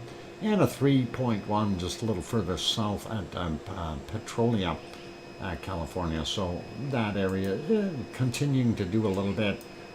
We are still seeing the swarming activity here, and this is a pretty normal. The geyser CA, or in California, that's what they're showing there. So Anderson Springs a little further south. For some of those other ones, but that is pretty cool. We'll leave that be, and zoom out a little bit, go back down. Don't see anything major, but we are seeing some quakes. We see a big chunk here that hasn't moved for a while. I'm hoping that we'll see some kind of a quake there in the near future, because that means if we don't see a quake, that means tension is building. Up further north here, we do see the occasional one, but again, we're shy some earthquakes. We need a few more little quakes in here, otherwise the next quake is going to be somewhat bigger. Anyway, let's go down the coastline a little bit more. Nothing in Central America. Only one down here in Chile, 5.2 from 1307, 39.1 kilometers down, and that is in Chile. Nothing out of the South Sandwich Islands, and nothing directly in New Zealand or down south here. Nothing new anyway. But as mentioned earlier, we did see the sensor that's closer to the northern part here by the Bay of Plenty indicated a larger quake than what we've seen from the sensor by Taupo. And that larger quake, of course, as we go up the Kermadec Ridge, we do see on this one here. So there is the location of that 7.2. Now, it's not going to have an tsunami, we know that. It came in at 12:06 our time, UTC, or sorry, our time, 6 hours, minus 6 hours for UTC time. And from 167.4 kilometers down. Next one is this one, 4.8, and that is the Tonga area. And that came in at 1855, 10 kilometers down for that guy. So big shaker there, and I bet you they felt it there as well as you would have felt it out here in the Kermadec Islands and that region. Loyalty Islands and that area, well, that's what this is. They're calling it New Caledonia, but that's okay. A 4.8 from yesterday, 2346, 10 kilometers down for that guy. And then we go and take a look at these other ones. And remember, I mentioned the 6.2 in the Philippines, and there it is. And that was not very far away from Taal. There is Taal Lake, and the old and larger Taal caldera, and there's the inside of the newly formed vent within that lake. Of course, when I say new, I'm talking in geological terms, which is 1,000 years old or something like that. I don't know when that actually formed. But it's right here, so I'm sure these good people that were on the coast here would have felt it hit. Same thing goes for the other side. I'm not sure how much population they have over here, but you look at there's all kinds of boats and ships and different stuff, and lots of people living there. So that is interesting. And let's zoom back out, and we'll go up a little bit further north. We don't see anything in Japan or the Kamchatka Peninsula, which we already looked at. And we do have another one here in China, 4.5 from 2121 yesterday, and that was from 17.4 kilometers down. We don't see anything else over here. That is okay. We do have a little push here, and that's the, of course, the Arabian plate on the one side, and this would be the Somalian microplate on the other side. So Arabian microplate, Somalian microplate, all part of the bigger continent of Africa for the Somalian one. Anyway, 4.5 for that guy, 2354 yesterday. 10 kilometers down. Next one, they call that the Gulf of Aden, and that is a 4.9, and a 940 today at 10 kilometers down for that one. Looking at the other side, we see this one, and this is right next, well, it's actually in Iran, 4.2, and that is from 1120, 15.6 kilometers down for that guy. And that is not that big. And of course we see this one here, and there is Crete, and of course a 4.1, they're calling it Greece, but yeah, Greece, Crete, all the same. And that is on the Hellenian Arc, and so that is a place where we will see lots of earthquakes. And sometimes depending on the location and the density of the material that is happening in, it can be felt over in Kos where Piggy is, but Piggy did not feel that one. There was also some other ones that didn't show up on this particular map. There was a 4.1 this morning in central Turkey. They don't have it on this map, so kind of not good for that. But hey, let's take a look and see what we've got here. And looking at, well, not really that much going on there in Hawaii as far as the quakes. And let's see, well, we'll grab this one here on Mauna Loa, 1.8 from 2317 yesterday. That would have been 2017 their time, 3 hours less. That's the difference between us and them. 8.8 kilometers down is the distance, and that is below sea level. 1.8, very small. And Pahala region, we see the latest one is a 2.5 from 1918. Again, take 3 hours off. 23.2 kilometers down for him. And another 2.3 from 1536, 32.9 clicks down. 2.6 there from 1840, and that is 35.3 kilometers down. And we've got 2.2 from 2:40 a.m., or that would have been 23:40 yesterday for them on the 14th, and that is 34.9 kilometers down for that one, very close to Pahala. And let's see what else we got. We got this one out here by himself, and that is a 1.7 from 1810 our time, 1.6 kilometers below sea level. And then the last one for today, 1.8 from 249, and that is 700 meters below sea level. And that would have been 23:49 Hawaii time yesterday. So that's all right. And we don't see Lou doing anything bad in his yard. There are no new tremors here, so we should be okay. Thank you for that 4-minute warning, Sue. And Astronomy Live with David Brewer. So it's coming down here. It was here this morning there, David. I'm surprised that got there that quickly. And good to see you, David. And thanks for popping on board.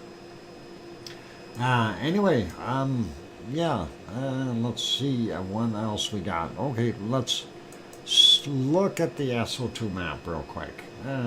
We're going to study that a little bit more. I'm going to refresh that first because it's changed a bunch since I looked at it. Anyway, really quickly, I wanted to point this out, this here, and let's see. Wow, that is kind of pretty. Look at that. They got a nice rainbow all the way across. Let me see if I can make that a little bit bigger.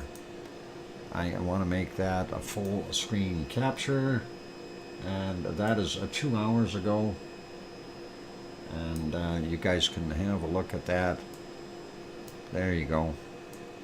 So 2 hours ago, that's what they had there. Pretty awesome as far as I'm concerned. Looks like they just got some fresh rain, and that of course is the crew at the airport there making sure everything is okay. Yeah, where that is, oh, where is that? That's Easter Island, and that is looking east on Easter Island. And let's see, let me kind of get rid of that one. There we go.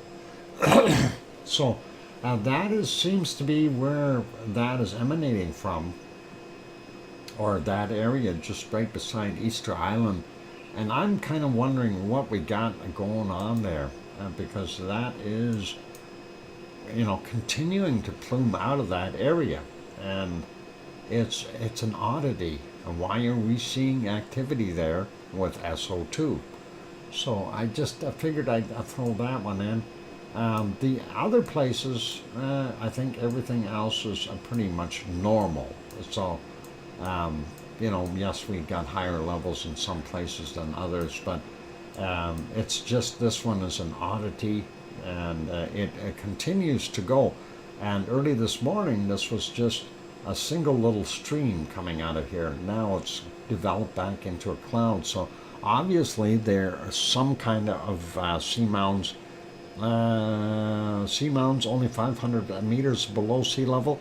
Yep, I believe that, and that is a very, very likely place for them to pop in from.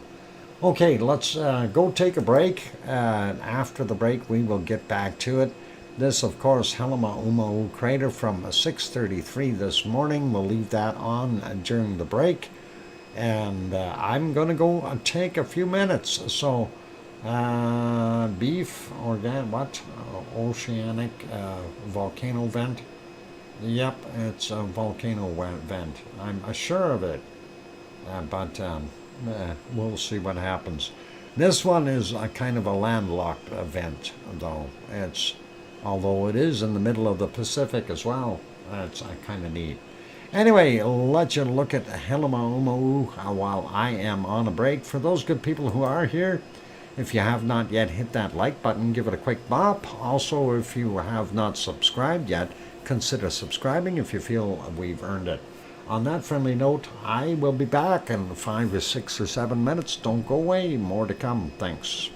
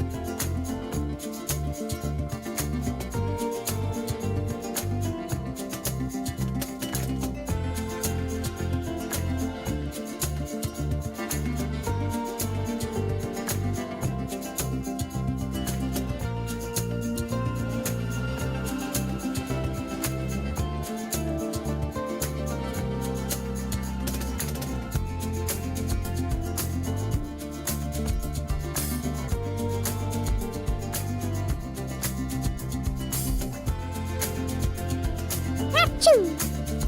Achoo! Achoo!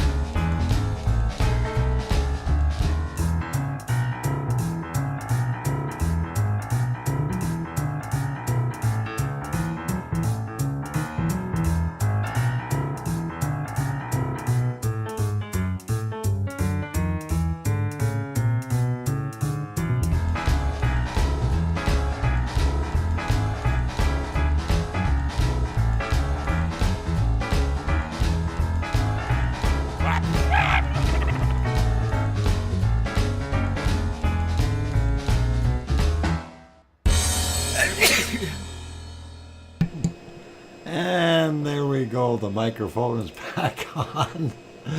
Oh, I'm surprised that that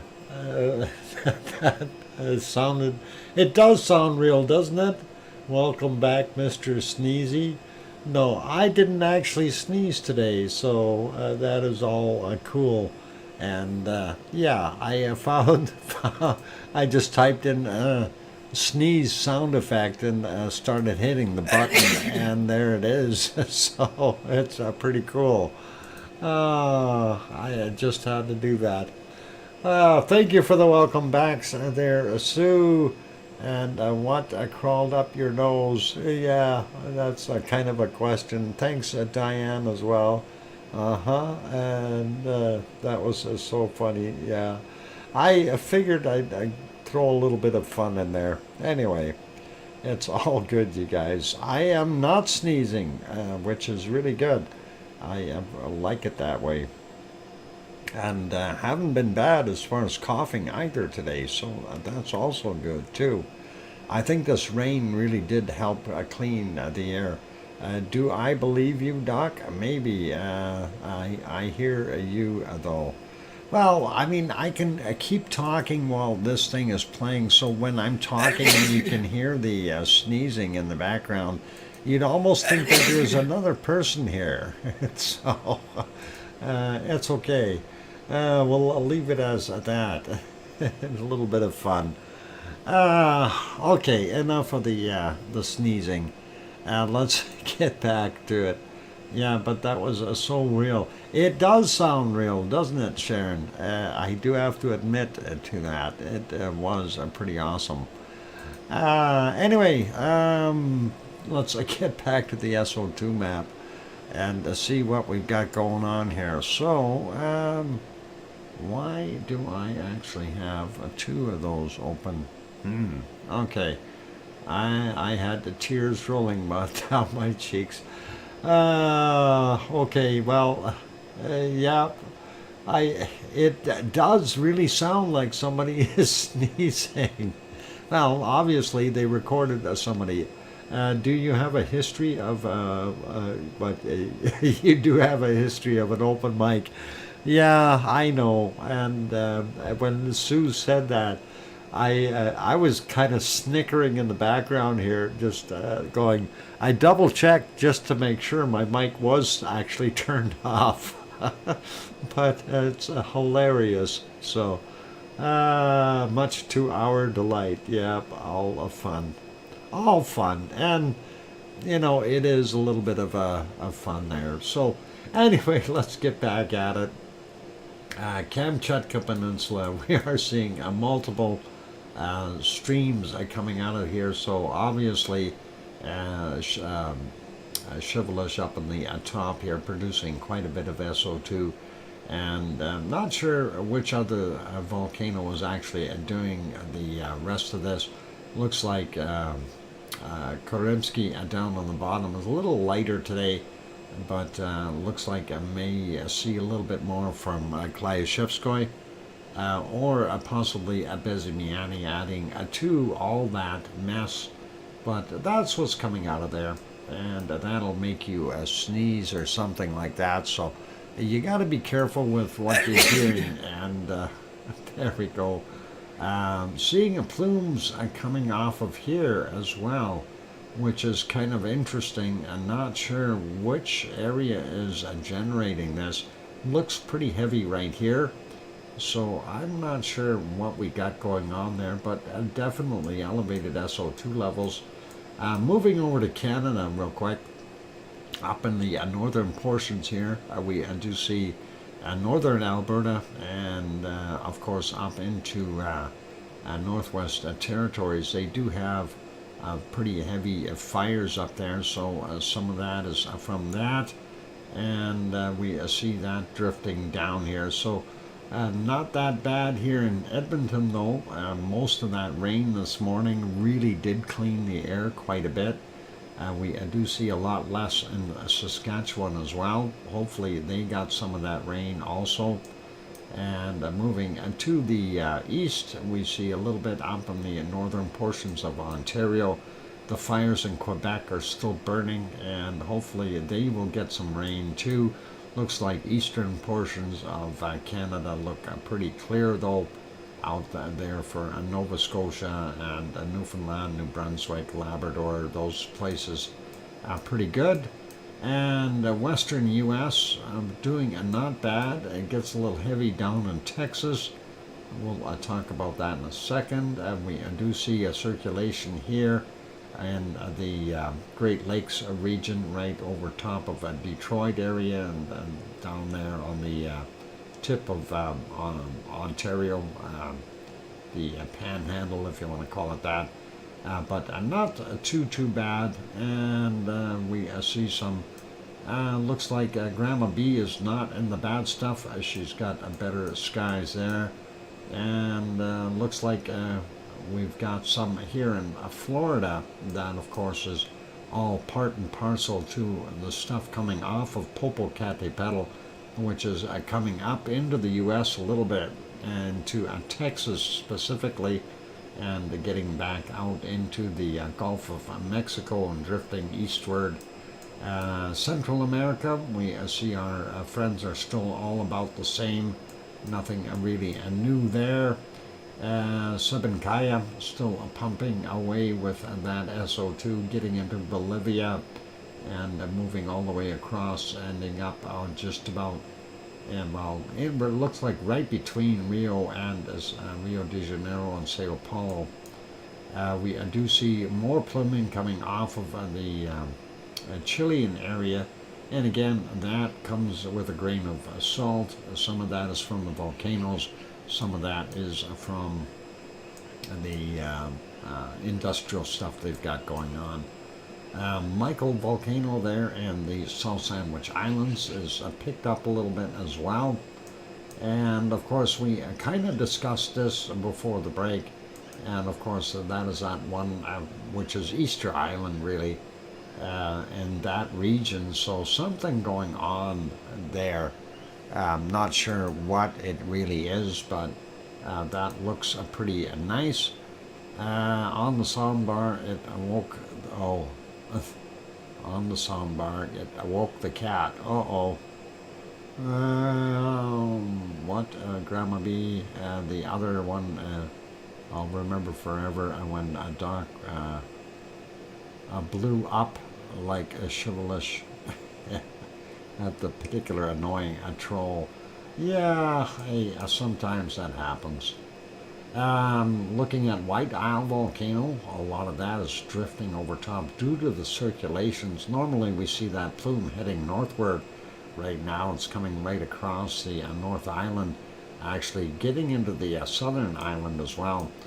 Very little coming from Melbourne area and the refinery. We do see higher levels there.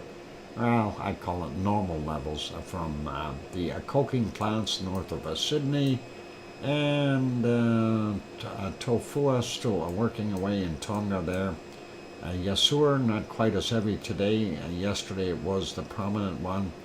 And Gawa and Aoba getting back at it. And of course, we see Papua New Guinea. I just kind of want to look at this for a second. This is that stuff coming from Hawaii. When you take a look at it, I at first thought it looked like two fish. And here's a fish following the other fish. So this may be some kind of a deformed shark. And another one following him. And never mind. Okay, bad humor. Bad humor. Let's keep going. Luotolak still doing its thing. And then we've got our wonderful Semaru. Elevated levels up here from our Merapi, even though Merapi was not that busy. And we're seeing less over here from Jakarta and our Krakatau. So I'm wondering what the heck is going on there. Less there today. And we'll leave the other ones alone. This, of course, Kuala Lumpur getting nailed with all that stuff coming over from, which one is that? That would be Oh, come on. It'll come to my mind. What the heck is the volcano there? It'll come to me. Cinnabon. Yeah. Cinnabon. And thanks, Sue. Uh, just as I said it, it pops up on my screen. And of course, Mayon and Bulusan still working away there. And of course, Taal. And with that new earthquake, I'm curious to see if Taal picks up pace. But we are seeing the stuff from Manila and those populated areas continuing there. And going up a little bit further, Hong Kong showing a fairly large plume. Rest of China pretty normal. And this, of course, is coming from Suwanosi-jima. And then we go up here, we see that is from Sakurajima. And ISO is not so bad, but in that area is what ISO is putting out. So it's a little less today than yesterday. And definitely less than what Sakurajima is putting out. I'm curious about up here though, Tokyo, there's Tokyo, and Osama really not putting that much out now. It may be partly because of the rain showers in those areas, and that could be what we're seeing.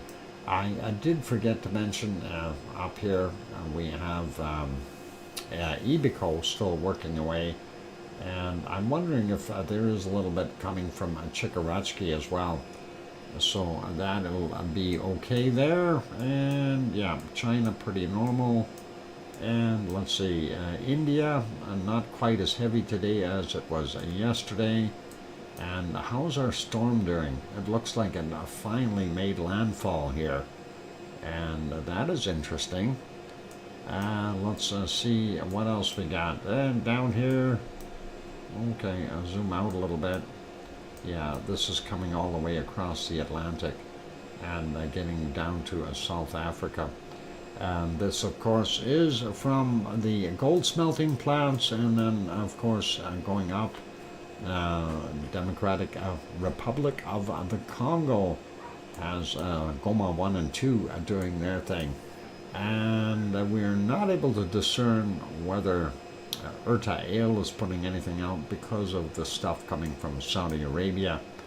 And of course those are from the oil refineries. You see all the heavier spots here, a bunch of them in Saudi Arabia, Iraq, Kuwait, and Iran. And looking at what we've got coming off of Mount Etna today, not great plumes, but definitely a bunch of stuff. Looks like our friend over here, Stromboli, not so heavy, and very little coming from Volcano. So let's leave that be. Doesn't look bad in Spain and Portugal. France is pretty much okay. Light levels in Germany. Looks like England has got some pretty heavy SO2, and even getting over into Ireland. And Denmark looks all right, and then most of Norway, Sweden, and Finland are pretty good, and Iceland very clean. So Iceland is good. I don't need to worry about it. Let's leave that there, and we will go take a look at the weather, whether we like it or not. And we'll finish this up. I'm going to do a modified weather again today, where we don't hit all the places, but I just want to kind of look around here. We see up to 20 degrees in some places up in Alaska, and the Yukon warmed up again really nicely. And looking along the Mackenzie River Valley here, and the Delta area is pretty nice. 20 degrees Celsius. That is pretty awesome. The buzz flies up there must be at least the size of a quarter, if not bigger, since they've got all that warm temperature. Looks like not bad in British Columbia. We are seeing up to 21, 22 up in the northern portions. Central areas about the same. And when we get down here to the hot spots, Kelowna only at 23 today.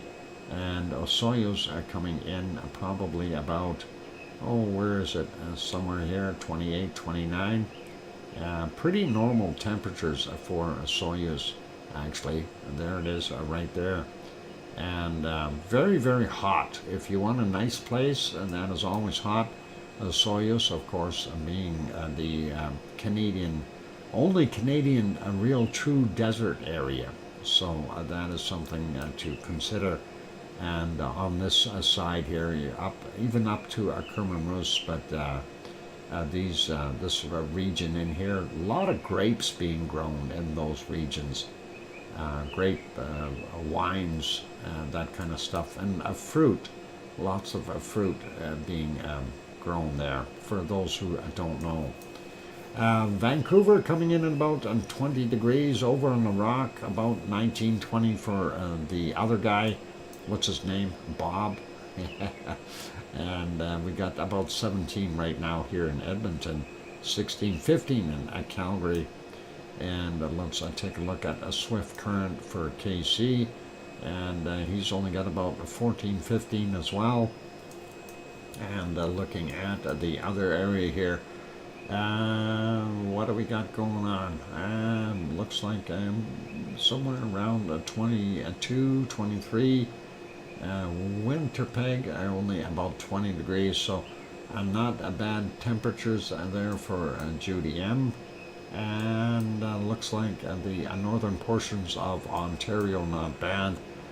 We do see the Great Lakes are still warming up a little bit, but still quite cold. You can see the cold emanating from that region. Lake Superior takes a long time to warm up, and it really needs heavy heat to be able to do that. Whereas Lake Ontario, Lake Erie, they'll warm up a lot quicker because they're smaller, of course, and that is kind of neat. Toronto coming in at about 16, London 15 right now, Detroit is 17, Chicago coming in at 13, a little cooler there, and Milwaukee about 13 as well. And that's probably lake effect, cold temperatures. 18 there in Montreal, and Quebec is about 12. And we see up to about 17 there in New Brunswick, so kind of a mixed area. And Halifax is 12, Cole Harbour 12, and there's Sue waving at us. And of course the never mind, the Cabot Patch Kids are okay. I'll leave them alone. A little cooler on the Avalon Peninsula, and there it's between 5 and 8. It looks like the interior is looking a little bit warmer at 12 or 13, so all good. And we are seeing minus temperatures in Labrador. Okay, I'm going to go take a break, you guys, and it is that time. We'll come back and do the weather for the U.S. We'll hunt for the very hot places, and I'm curious. We see a 42 there in Death Valley. There's a 42. Do we have a 43? And you got to remember it's already evening time there, so to see a 42 degrees, that's pretty crazy. Anyway, I'm going to go take that break, and 38. Yep, that doesn't surprise me, Sue. Thanks. And I'm going to go throw this back to the lava shot for Helena Umau crater, and there we go. Yeah, Mars 2028. Just so you know, Death Valley is exclamation WDV, like Death Valley, weather Death Valley. Okay, so that's what Sue brought up. Anyway, I'm going to go take a break. Don't go away. Keep smiling. Those guys that were working out in the parking lot all left. The water's still deep, and if you need to swim to your vehicle, it's okay. I'll be back in a few minutes. Don't go away. Hit the like button if you haven't done that yet. I'll be back. And if you hear somebody sneezing or coughing, it's not a hot mic. I'll be back.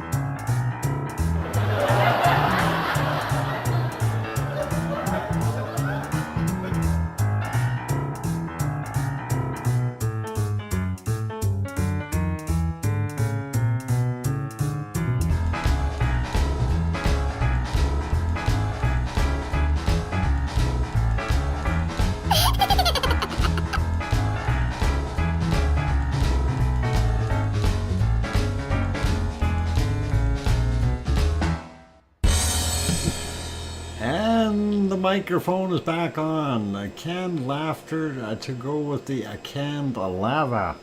There you go. That is actually a pretty awesome. So, yeah, that's the big crowd. The big crowd laughter. So that is pretty cool. Thank you for the welcome backs, Sue and Mars 2028, and I hear you, DrFox2000. Oh, sure you do. I like that one. It's a cartoon laugh voice, as it says, so pretty cool. Anyway, let's get back to the weather. Oh, simple things amuse simple minds like myself. So I gotta love it. Where am I? There I am. I click on that button. Okay, so we were looking at the US next. And of course, Portland sitting at about 22. Yeah, love those cartoon voices. Yeah. 21, 22 in Portland still, which is actually pretty darn nice for right now. Reading sitting at 32 up in the north there. Chico 34. Wow. San Jose 19. San Francisco about 18, depending on where you point the mouse. And that's okay. Bakersfield down on the other end is, whoop, I didn't want to click on that. Bakersfield is about 20, or sorry, 33. Let's refresh that. There we go.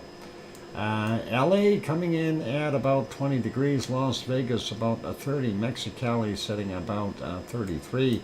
And we know already Death Valley was about 38 on the register, but we see up to 42 degrees there in some spots. So that's pretty hot still for this time of day. Sun is starting to set, so all good. We did get Mexicali at 35, and we see some warmer temperatures down there as well. Phoenix coming in at 34, Tucson at 33. That's a cooking for those guys. And Albuquerque 28 degrees, and that is pretty warm. Let's go across here. Oklahoma City only about 25, but looks like a bunch of disturbed air. We'll see what kind of storms they got. 37, 38 degrees in Texas here along the border region, and I'm assuming that we're even going to see, there's a 39. Still not beating that 42 of Death Valley.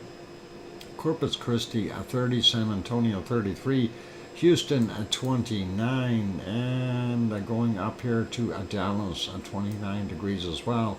Little Rock, Arkansas about 28 degrees. Beautiful temperatures for them.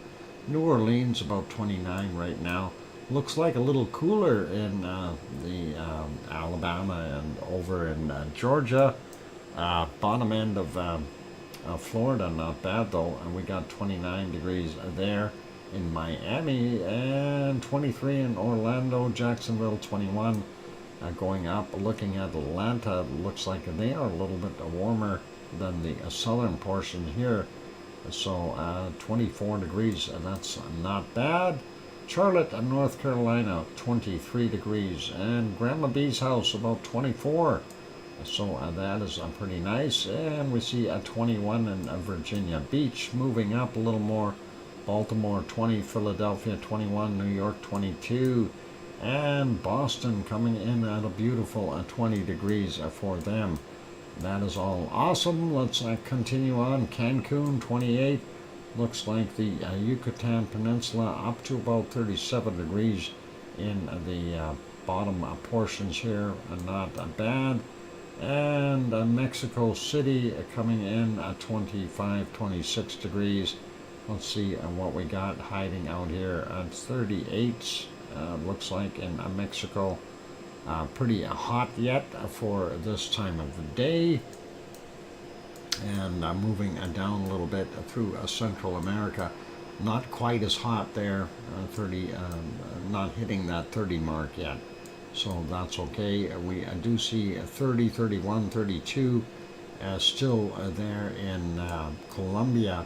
And going up the valley at 28, 29, 30.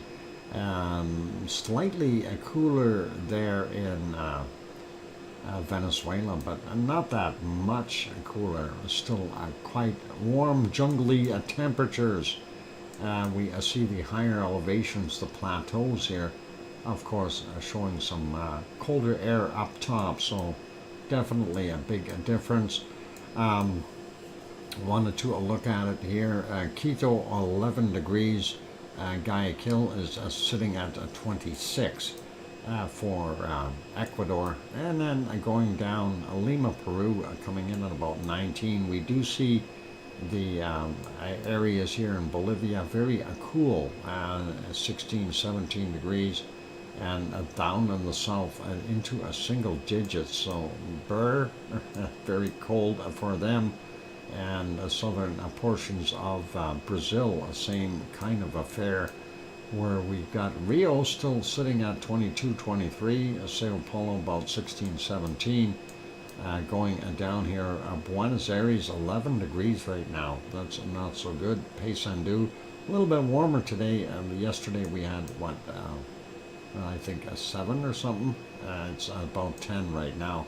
We are seeing some really cold temperatures in the higher elevations there in Argentina. Doesn't surprise me. Very, very bad. And we see a little warm patch in here compared to what we see in the rest of the southern areas here, down to a -6 or 7 in some places, but lots of cold spots. So not so good for the bottom end of the South American continent. Looking at what we've got here in New Zealand, we see a 12 today for Christchurch, and it looks like up to about 13 along the coastlines here for the South Island. Wellington 13, Hastings coming in at about 12. And we've got about 11 or 12 there in Taupo. Bay of Plenty, still 14, 15 degrees. And Auckland coming in at about 13, not that warm. We see a little bit warmer on the peninsula, up to about 15 as well there. Sliding over to Tasmania, we see 14 there in Hobart, the coastal areas. Anywhere from about 13 to 16 degrees. Not so bad today, and at least it warmed up a little bit. 13 in Melbourne, Adelaide coming in about 13 as well. Canberra only 11, and Sydney made it up to 16, and home of Oz sitting at about 19 degrees. Still a little bit on the cool side for them, but it's better than what we were seeing. 17 in Perth. And I'm assuming we're going to have up to 31 degrees up in the northern portions of Australia. So that is actually pretty good for them. Fiji 26, 27, no 29s today. And we do see 24 to about 27 in Vanuatu, New Caledonia. Some cold spots, 19 to about 23. Papua New Guinea looks pretty normal. We do see a few spots, 30, 31, but in general, overall, they're slightly cooler. Eastern Indonesia is not that bad. Very close to similar to what Papua New Guinea has. Looking at what we see in Java, 27, 28, 29 degrees, not bad. Sumatra, same kind of affair. And we get in and look at Singapore and 29. Bangkok coming in about 31, 32 degrees. And that is pretty awesome. And the Philippines, we see Manila at about 31. Not a big surprise. Hong Kong somewhere about 28 degrees. Some places doing very, very well. Looks like Japan is holding some heat, 25 in Kagoshima. And we go up here a little bit, looking at Tokyo, 26 degrees. Looks like the higher elevations are a little bit on the cooler side through, I guess, all that wind blowing across is keeping it cold. And it looks like Sapporo is even warmer at 22. And the Kamchatka Peninsula, wow, 20s. Lots of 22s, 23 we even seen in there, so not bad. And that'll cause some more SO2 to come out from that, because a lot of that SO2, of course, was trapped by the snow. And as it melts, we do get quite a bit of SO2 release from the melting snow. Delhi coming in at about 30 or so, Jakarta coming in about 30 as well. And here's Baiparjoy. It finally made a landfall, and it's messing up the neighborhood, okay, for these good people. So I'm sure that all the way down to Mumbai and past, Karachi up here, we'll be seeing some bad weather. Let's go down here a little bit more. Looks like a cooler there on our wonderful Madagascar. Not seeing any 24s, 25s. 22 about the highest temperature. And South Africa looking miserably cold. And we got, 12, 13 in Cape Town. F1s and 2s.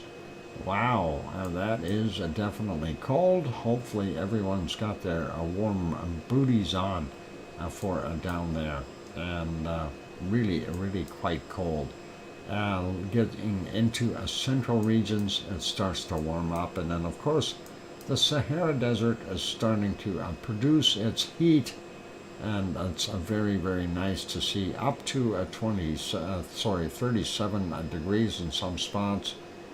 Still no 50s, but we do see that on occasion.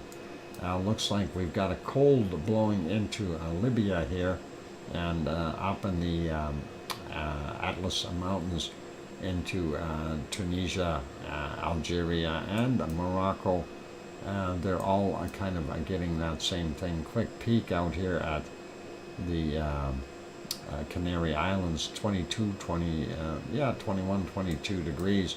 Having a look there for Turkey, we see Baghdad is 28. Oh, I missed this area. UAE 29 to 32. And of course, we are seeing up to 33 degrees in Oman. Same kind of a thing for Yemen. Coastal areas might be a little bit warmer there. We see a 34 in there, so not bad. Riyadh coming in about a 31. Baghdad 28, of course, and going up a little bit higher here into Turkey. A little cooler right now, but it's still not that bad. We see Malatya is about a 15. Adana coming in about a 22 or so. And Piggy's house is about 21 degrees or so from what we see here. 22, not bad, thank you. And here's some heat being developed from I don't know, Crete is really pumping out the hot stuff here. 29 degrees or so, and that is kind of interesting. Athens 20, and moving over to Sicily, Radanzo coming in about 13 or 14. Yeah, that's right in that ballpark. Catania is sitting at 19, so not bad there. Looking at Naples, 18, Rome is about 19, and Milano coming in at about 18 up there. And looks like Madrid 20, 21. Lisbon coming in at about 21 as well. Aurelio's Place about 16. Nantes coming in at 14. Tanto should be okay there. 16, 17, 18. And Paris, Munich sitting at 13. Frankfurt 13. Cologne is 16. 15 or 16 there at Yvonne Kunkel's house. Apparently she's out having a little vacation right now, which is great for her. 16 in Brussels, Amsterdam about 15, Berlin coming in at 13, Hamburg coming in about 15 right now. So Hamburg a little cooler or warmer than Berlin. Copenhagen 15, Aarhus 13, and going up to Oslo 15, 16 degrees, Stockholm 13, St. Petersburg 14, and Moscow coming in about 16. Let's have a quick peek at England. Looks like Wales is still the warmer area. We see London coming in about 15 degrees right now.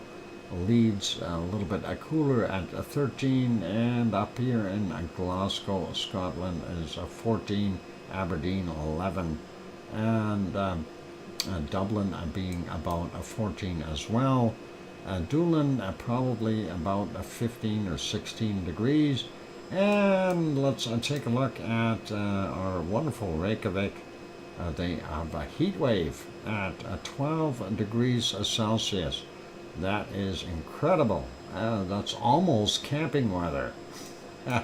Well, for an Icelandic individual, that is already hot. They're down to t-shirts and things.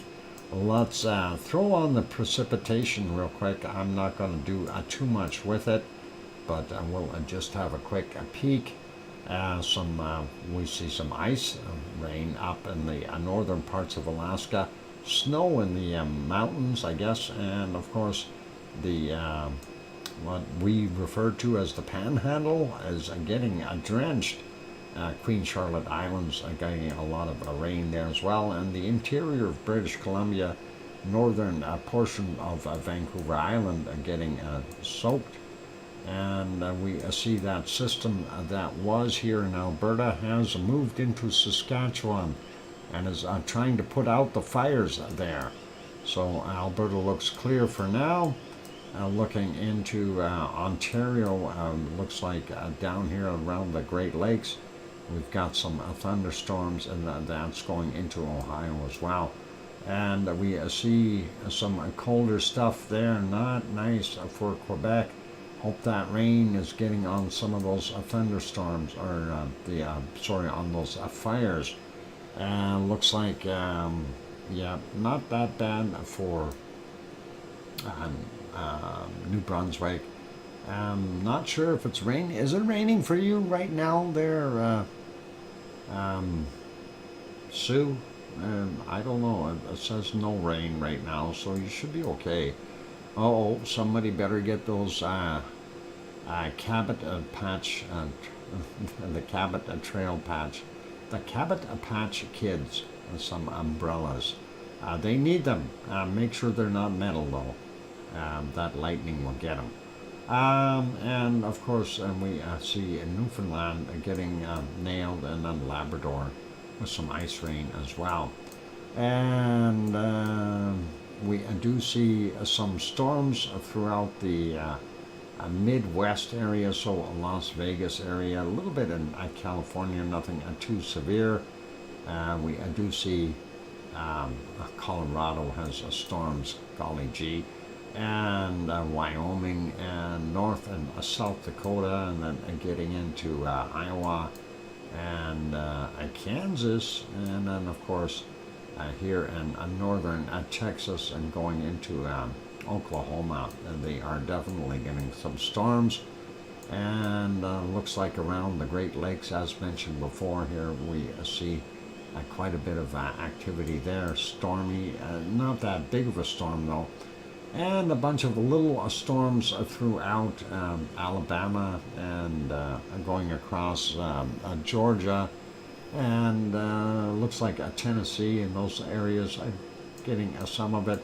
And here's what Dave was talking about, and he's got some definite storm activity. Hopefully that won't be there for that long for them. Same thing goes from along the west of Palm Beach up north to Palm Bay, and definitely some heavy storm activity there for those guys. Central America, well, most of Mexico is not bad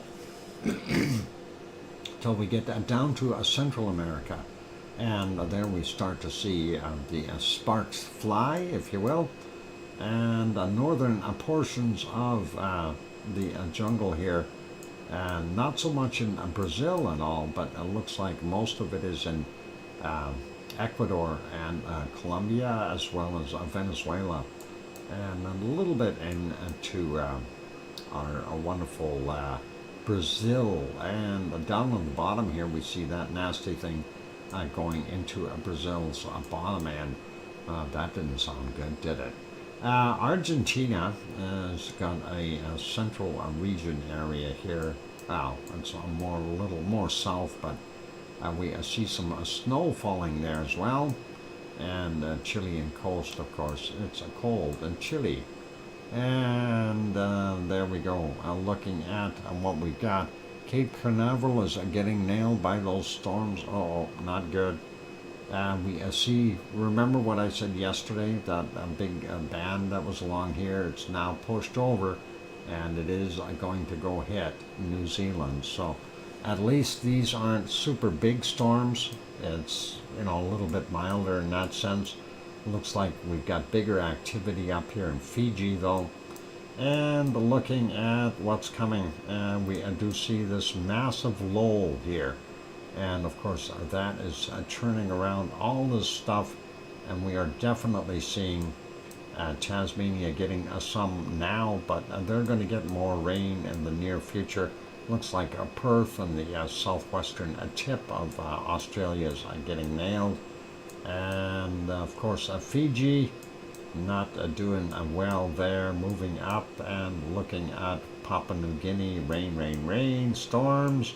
And of course then we get into this region. Indonesia, for the most part, is getting a bunch of different storms, and we got another one developing here with a double low sitting here. That is going to create a monster storm as well. And Bay of Bengal, not so bad, but we go up here. Looks like some of these areas up here not doing so good. And yeah, looks like Taiwan isn't that bad. Philippines, of course, are getting what they always get, and not that bad for most places along here. Hong Kong is getting nailed again. And then we get into Japan, so it looks like from roughly Tokyo northward up to the top of the that main island, they've got that low sitting there doing its thing. Hopefully it's not going to be too bad. We do see a low up here. Kamchatka getting a little bit of rain, and this of course is where we see where that storm is actually sitting now. So yeah, it is affecting everything around it. So definitely all the way from Mumbai on up, well, even down further south here along the coastline, getting some heavy duty rains. And looking at South Africa, looks not bad. A little bit out in the water, nothing over top of Madagascar. And the jungle areas of Central America, or Central Africa I should say, are getting some nothing. In the Sahara Desert, the dry places are dry. And of course, let's see, is Piggy getting some rain? She might be getting a little bit of rain right now. And that is kind of an oddity for this time of year, if they are getting some rain. Now, here's some, that low sitting here, that came across Italy, and of course we see some of those countries, Albania and whatever else is out here. Lots of different countries getting nailed. I'm not going to list them all, it's okay.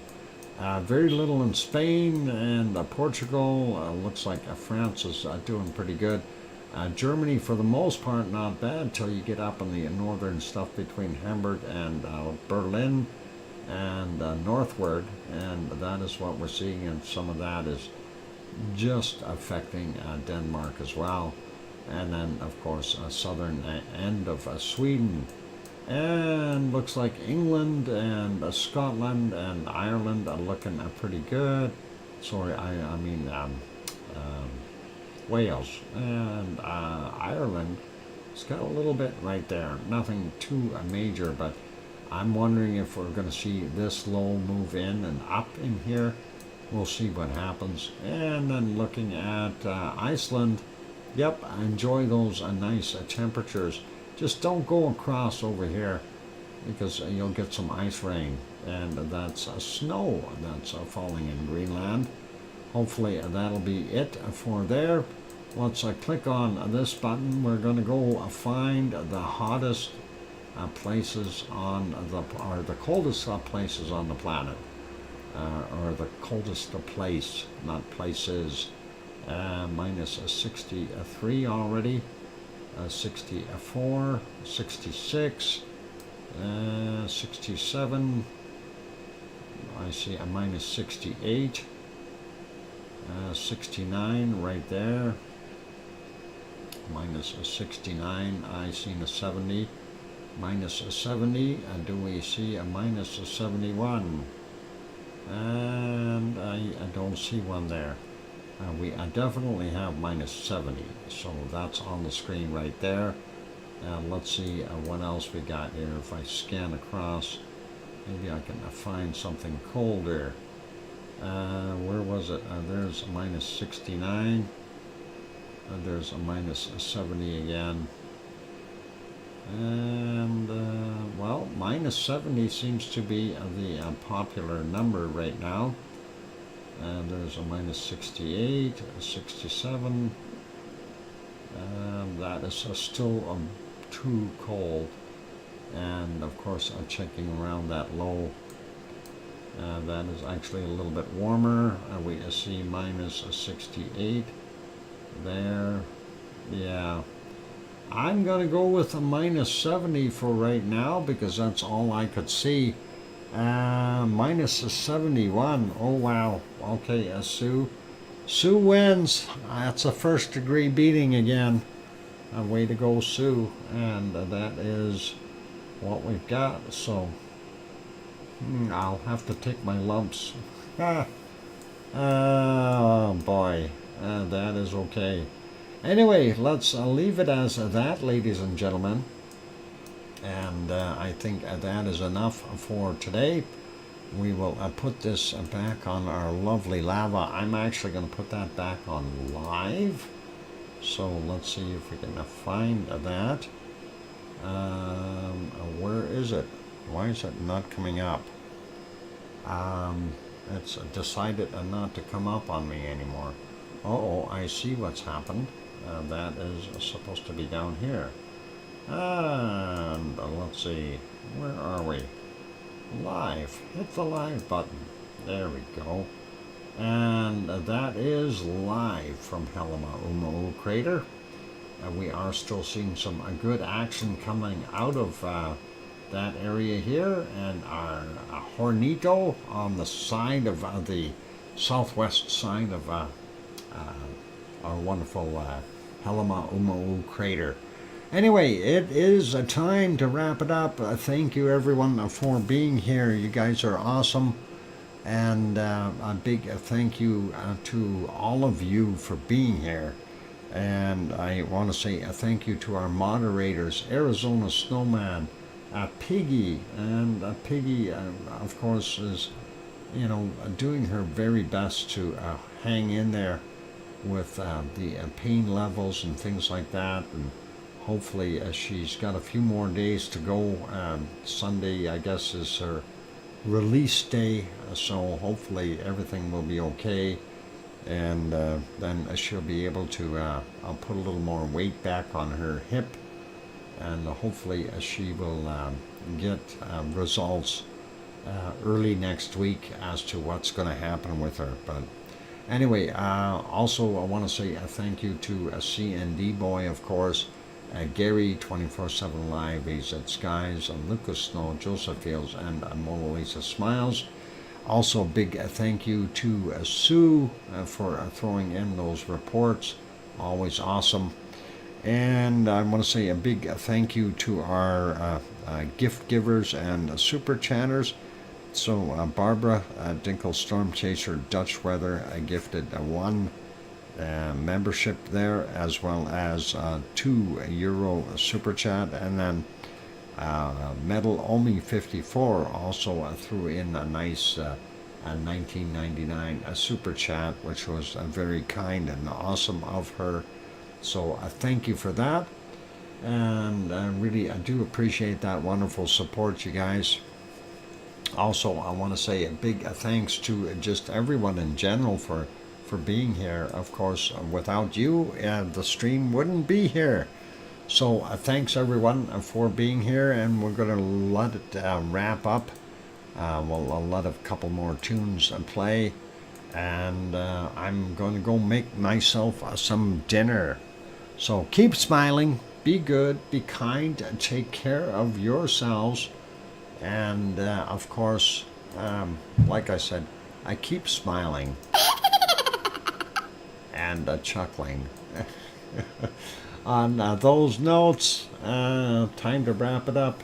What I need to add is, please tell your loved ones that you love them tonight, for tomorrow is never promised.